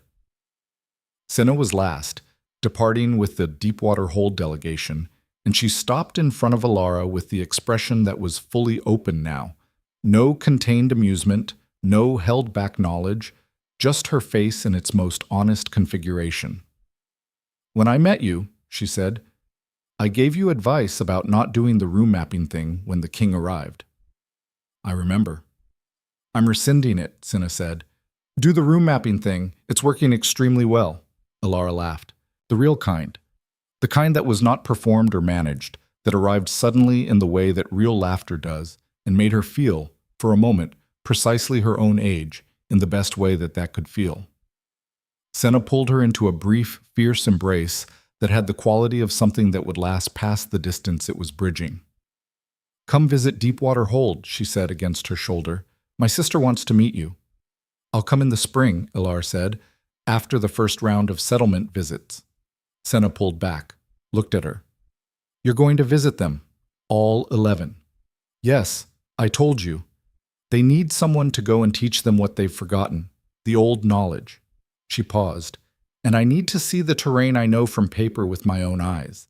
There are things you can't understand from documents." Senna looked at her for a moment with the expression of someone who has been watching a thing develop from its earliest shape and is now looking at what it has become. "You're going to do remarkable things," she said, "in this kingdom." "We'll see," Ilar said. "No," Senna said simply. "We won't need to wait and see. We already know." She left with the Deepwater Hold delegation, and the courtyard began to quiet as the last of the processions moved through the main gate, and Alara stood in the cold winter sun and breathed the particular air of a place that was now, in some essential sense, hers. Elder Gregor found her in the afternoon. She had expected him, had in fact been expecting him for the past 2 days, and she found that when he appeared in the doorway of her room, no longer the visitor's room, she had been moved to a proper residential suite on the council wing 4 days ago by the ceremony master's quiet efficiency, she felt toward him something that was neither the sting of the carriage conversation nor the resentment that would have been understandable, and was not, in the end, what she felt. She felt something closer to affection, the specific kind that exists alongside full clarity about a person's limitations. He stood in the doorway with his gray-streaked beard and his perpetually damp look, and the expression of a man trying to fit something large into a framework that wasn't quite built for it. And he looked at her, at the room, at the papers, at the suite on the council wing, at her standing in the middle of it in clothes that were not mended at the sleeve, and she could watch him working through the recalibration. "Gregor," she said, "come in." He came in, looked at the room some more. "The ceremony master confirmed you've been officially appointed as director of the Frontier Intelligence and Coordination Council," he said, "a permanent council position." "Yes." "By vote of the assembled gathering." "Yes." He was quiet for a moment. She let the quiet run. She had learned over the course of her life in Frost Hollow that Gregor processed things at his own pace, and that trying to accelerate that pace produced defensiveness rather than understanding. "I told you to smile and look presentable," he said finally. "You did. That was not the most useful guidance I could have given you." "No," she said, "but you meant it kindly." He looked at her with the expression that had lived underneath his perpetual, mild disappointment for her entire time under his authority. The one she'd seen occasionally, when something she'd done in the archive had been particularly useful, the one that she'd read correctly even when he hadn't been able to fully express it. Pride. Of the awkward, belated, not quite earned the right to claim it variety. "Your father would have—" He stopped. "I know," she said. He nodded. Stood in the doorway of her room for another moment. A man standing at the edge of a world that had moved past the borders of his map. Then he squared his shoulders with the particular dignity of a person deciding to be graceful about being wrong. "Frost Hollow's alliance request has been formally approved," he said. "Protective status, resource allocation, full integration into the Northeastern Corridor framework." He paused. "I've been told you had something to do with the corridor documentation. The Frontier Coordination function will benefit all border packs, including ours," she said. "That was part of the point." He looked at her for a long moment. "You were always going to do something like this," he said. "I just couldn't see it." "No," she agreed, "but you sent me here anyway." Something in his face shifted into something simpler than his usual expressions, less managed, less about maintaining position. "Take care of yourself," he said, "whatever this becomes." "I will," she said. He left. She turned back to her papers and held the conversation in her chest for a moment. The weight of it, the particular bittersweetness of being recognized by someone who should have recognized you sooner but managed it in the end. She filed it properly, in the place where things that are finished and real belong. Then she went to meet Rylan in the northern gallery, because he had asked her to come when the delegations had all departed. And she had said yes, and the afternoon was clear and cold, and the mountains were visible through every window in the kind of transparency that only comes after a long storm is finally over. He was standing at the northeastern survey. Of course he was. She stood in the doorway for a moment and looked at him. At the back of him, the broad shoulders and the plain dark clothes, the way he stood when no one was performing anything, the specific quality of his stillness that she had learned to read as thought rather than distance. He hadn't heard her come in yet.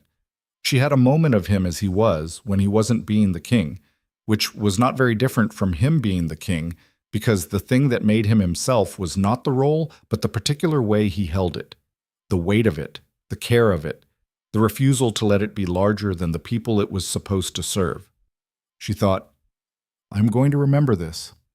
The way the afternoon light lay across the maps, the particular silence, the man at the survey thinking about his territory the way she thought about her archives, with the love that comes from responsibility taken seriously. She walked into the room.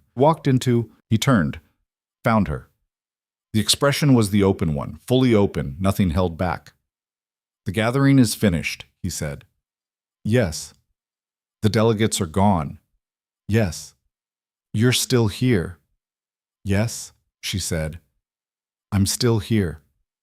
He moved toward her and she moved toward him, and the distance between them closed in the way that distances close when both people are moving. Not the one-sided approach, but the mutual arrival, which was its own statement and its own kind of vow. He took her face in both hands, gently, carefully, the way he did everything that mattered, and looked at her with the expression she had named and would always recognize, the one that was entirely specific to her, the one that had nothing calculated or performed in it. I want to ask you something, he said. She waited. Not today, he said. Not this moment. But soon, before the winter ends, I want to ask you something that I've been building toward since the first night, that I knew the shape of before I knew you well enough to say it, that has only become more certain with everything that's happened. He paused. I want you to know it's coming so that it doesn't surprise you, so that when it arrives you know it's been decided, not decided in a moment. She understood him. She understood him with the complete understanding of someone who has paid 15 years of detailed attention to the way people communicate and can read what is underneath as well as what is expressed, and what was underneath was not complicated. It was the simplest thing in the world. It was the thing that had been arriving since she'd looked up from a tapestry inscription and found gray eyes looking back. I know, she said. I've known. And? She looked at him, at his face in the winter light, at the man who had left a receiving line to talk to a woman reading a wall who had listened to truth without calculating whether it was advantageous, who had stood at a gate in the dark before dawn and waited, who had given her a room full of maps and the authority to use what she knew, who had feared for her in the mountains and let her go anyway because he understood that her capability and his care for her were not in opposition. And yes, she said, when you ask, the answer will be yes. He kissed her. There was nothing provisional about it. It had the quality of things that have been decided, complete, present, without the anxious quality of things still in question. She kissed him back with the same completeness, and the gallery was quiet around them, and the mountains were visible through every window, and the maps on the walls held the whole of the northern territories, including, in the northeastern corner, a narrow strip of land below the Greymount Range, where 300 families were living through their 7-month winter and were safer tonight than they had been a month ago. When they pulled apart, she stayed close, her forehead against his jaw, and he held her with the solidity of someone who is not performing comfort, but actually providing it. And she breathed in the quiet of the map gallery and felt the layers of the past 2 weeks settle into their permanent forms. The archive and the tapestry and the council sessions and the mountain and the gate and all of it, the whole accumulated weight of what she had built in 14 days, in a castle she hadn't expected to matter to, among wolves who hadn't expected her to matter. The spring visits, she said, the 11 settlements. Yes, I want to go alone for the first few, without a formal escort. The settlements need to see this as coming from the frontier community itself, not from the central administration. She paused. I'll take Brenna. Brenna will go with you wherever you ask, he said. She's told me as much. She told you that? She said, and I'm giving you the precise phrasing because it was specific, that you're the only person she's ever met who fights with a tone generator and wins. A pause. I believe that was a compliment. She laughed again. The real kind, arrived suddenly, and she felt him smile against her hair because of it. After the spring visits, she said, the full archive integration. I'll need to travel to the other frontier packs, the ones with their own archives. There are 7 of them. Each one has records we haven't cross-referenced yet. Travel with whatever you need, he said. Take as long as it takes. Do it right. She lifted her head and looked at him. You're not going to argue for a shorter timeline? The frontier has been neglected for 3 years at minimum and structurally underserved for 2 decades, he said. What you're building is the correction for that. Taking the time to do it correctly is not an option. It's the only thing that works. He looked at her. I know that because you've spent 2 weeks teaching me what I didn't know. She held his gaze. That's going to keep happening, she said. There are things I know that haven't come up yet. Good, he said simply. They stood in the gallery as the afternoon light shifted toward evening, the short northern winter day already beginning its close, the mountains turning from blue to the deep purple-gray of approaching cold, and Alara felt, in the specific way that a person feels things when they have been paying careful attention to their own internal landscape, that she was exactly where she was supposed to be, not where she had expected to be, not where anyone, Elder Gregor, the ceremony master, Lord Fenn, the entire architecture of status and hierarchy, and the careful social ordering of the northern court, would have placed her, given the inputs available 2 weeks ago. Not where the world had seemed to be heading for her, on the carriage ride to Ironvale when the castle had risen from the mountain like something impenetrable, and she had been preparing, with the clear-eyed practicality of a border wolf, to be invisible and useful and then go home. But where she was supposed to be, in the deep, quiet sense of things that are right. The girl from Frost Hollow, the archivist who had been sent to look presentable and had instead corrected the record, who had stood against a wall reading a tapestry inscription and tried to disappear, and had spent 2 weeks in this castle being seen so completely that invisibility had become, finally and permanently, impossible. She turned back to the maps. The northern territories spread across the wall in all their complex cartographic detail. The central packs and the western territories and the border alliances and the trade corridors, and in the northeastern corner, the narrow strip and the mountain range and the 11 settlements pressed against the edge of the known world, like something that had accumulated there rather than been deliberately placed. She placed her hand flat against the eastern cluster, felt the paper under her palm, felt the 300 years of archived knowledge that lived in the territory those marks represented, the accumulated weight of everything her people had survived and documented, and preserved against the possibility that someday someone would be in a position to use it. We'll fix it, she said. Not to him exactly. To the map. To the territory. To the families and the archives and the fire perimeters burning in the transition dark, and the child named Lena who had smiled for the first time last week. All of it. We'll fix all of it. Ryland stood behind her, not speaking, not needing to. His hand came to rest beside hers on the map, large and steady, covering the central territories while hers covered the frontier. The whole of the north between their 2 hands, in the last light of the day, in the gallery where she had been learning to belong. Outside, in the deep winter, wolves began to call across the mountains. The sound of the north speaking in its oldest language, voices carrying through the cold and the dark in the particular way that means something is present and certain and alive. Alara Voss, director of the Frontier Intelligence and Coordination Council, scholar from a forgotten border pack, woman who had been sent here to smile and had instead changed the record, she stood at the map and listened. And for the first time in her life, she answered, not with words, just with the particular quality of stillness that means I am here, that means I am exactly where I'm meant to be. That means something that has no translation in any language she had ever studied, but that she understood, finally, completely, in her bones. The wolves called, the mountains held, the fires burned in the east, and Alara was home.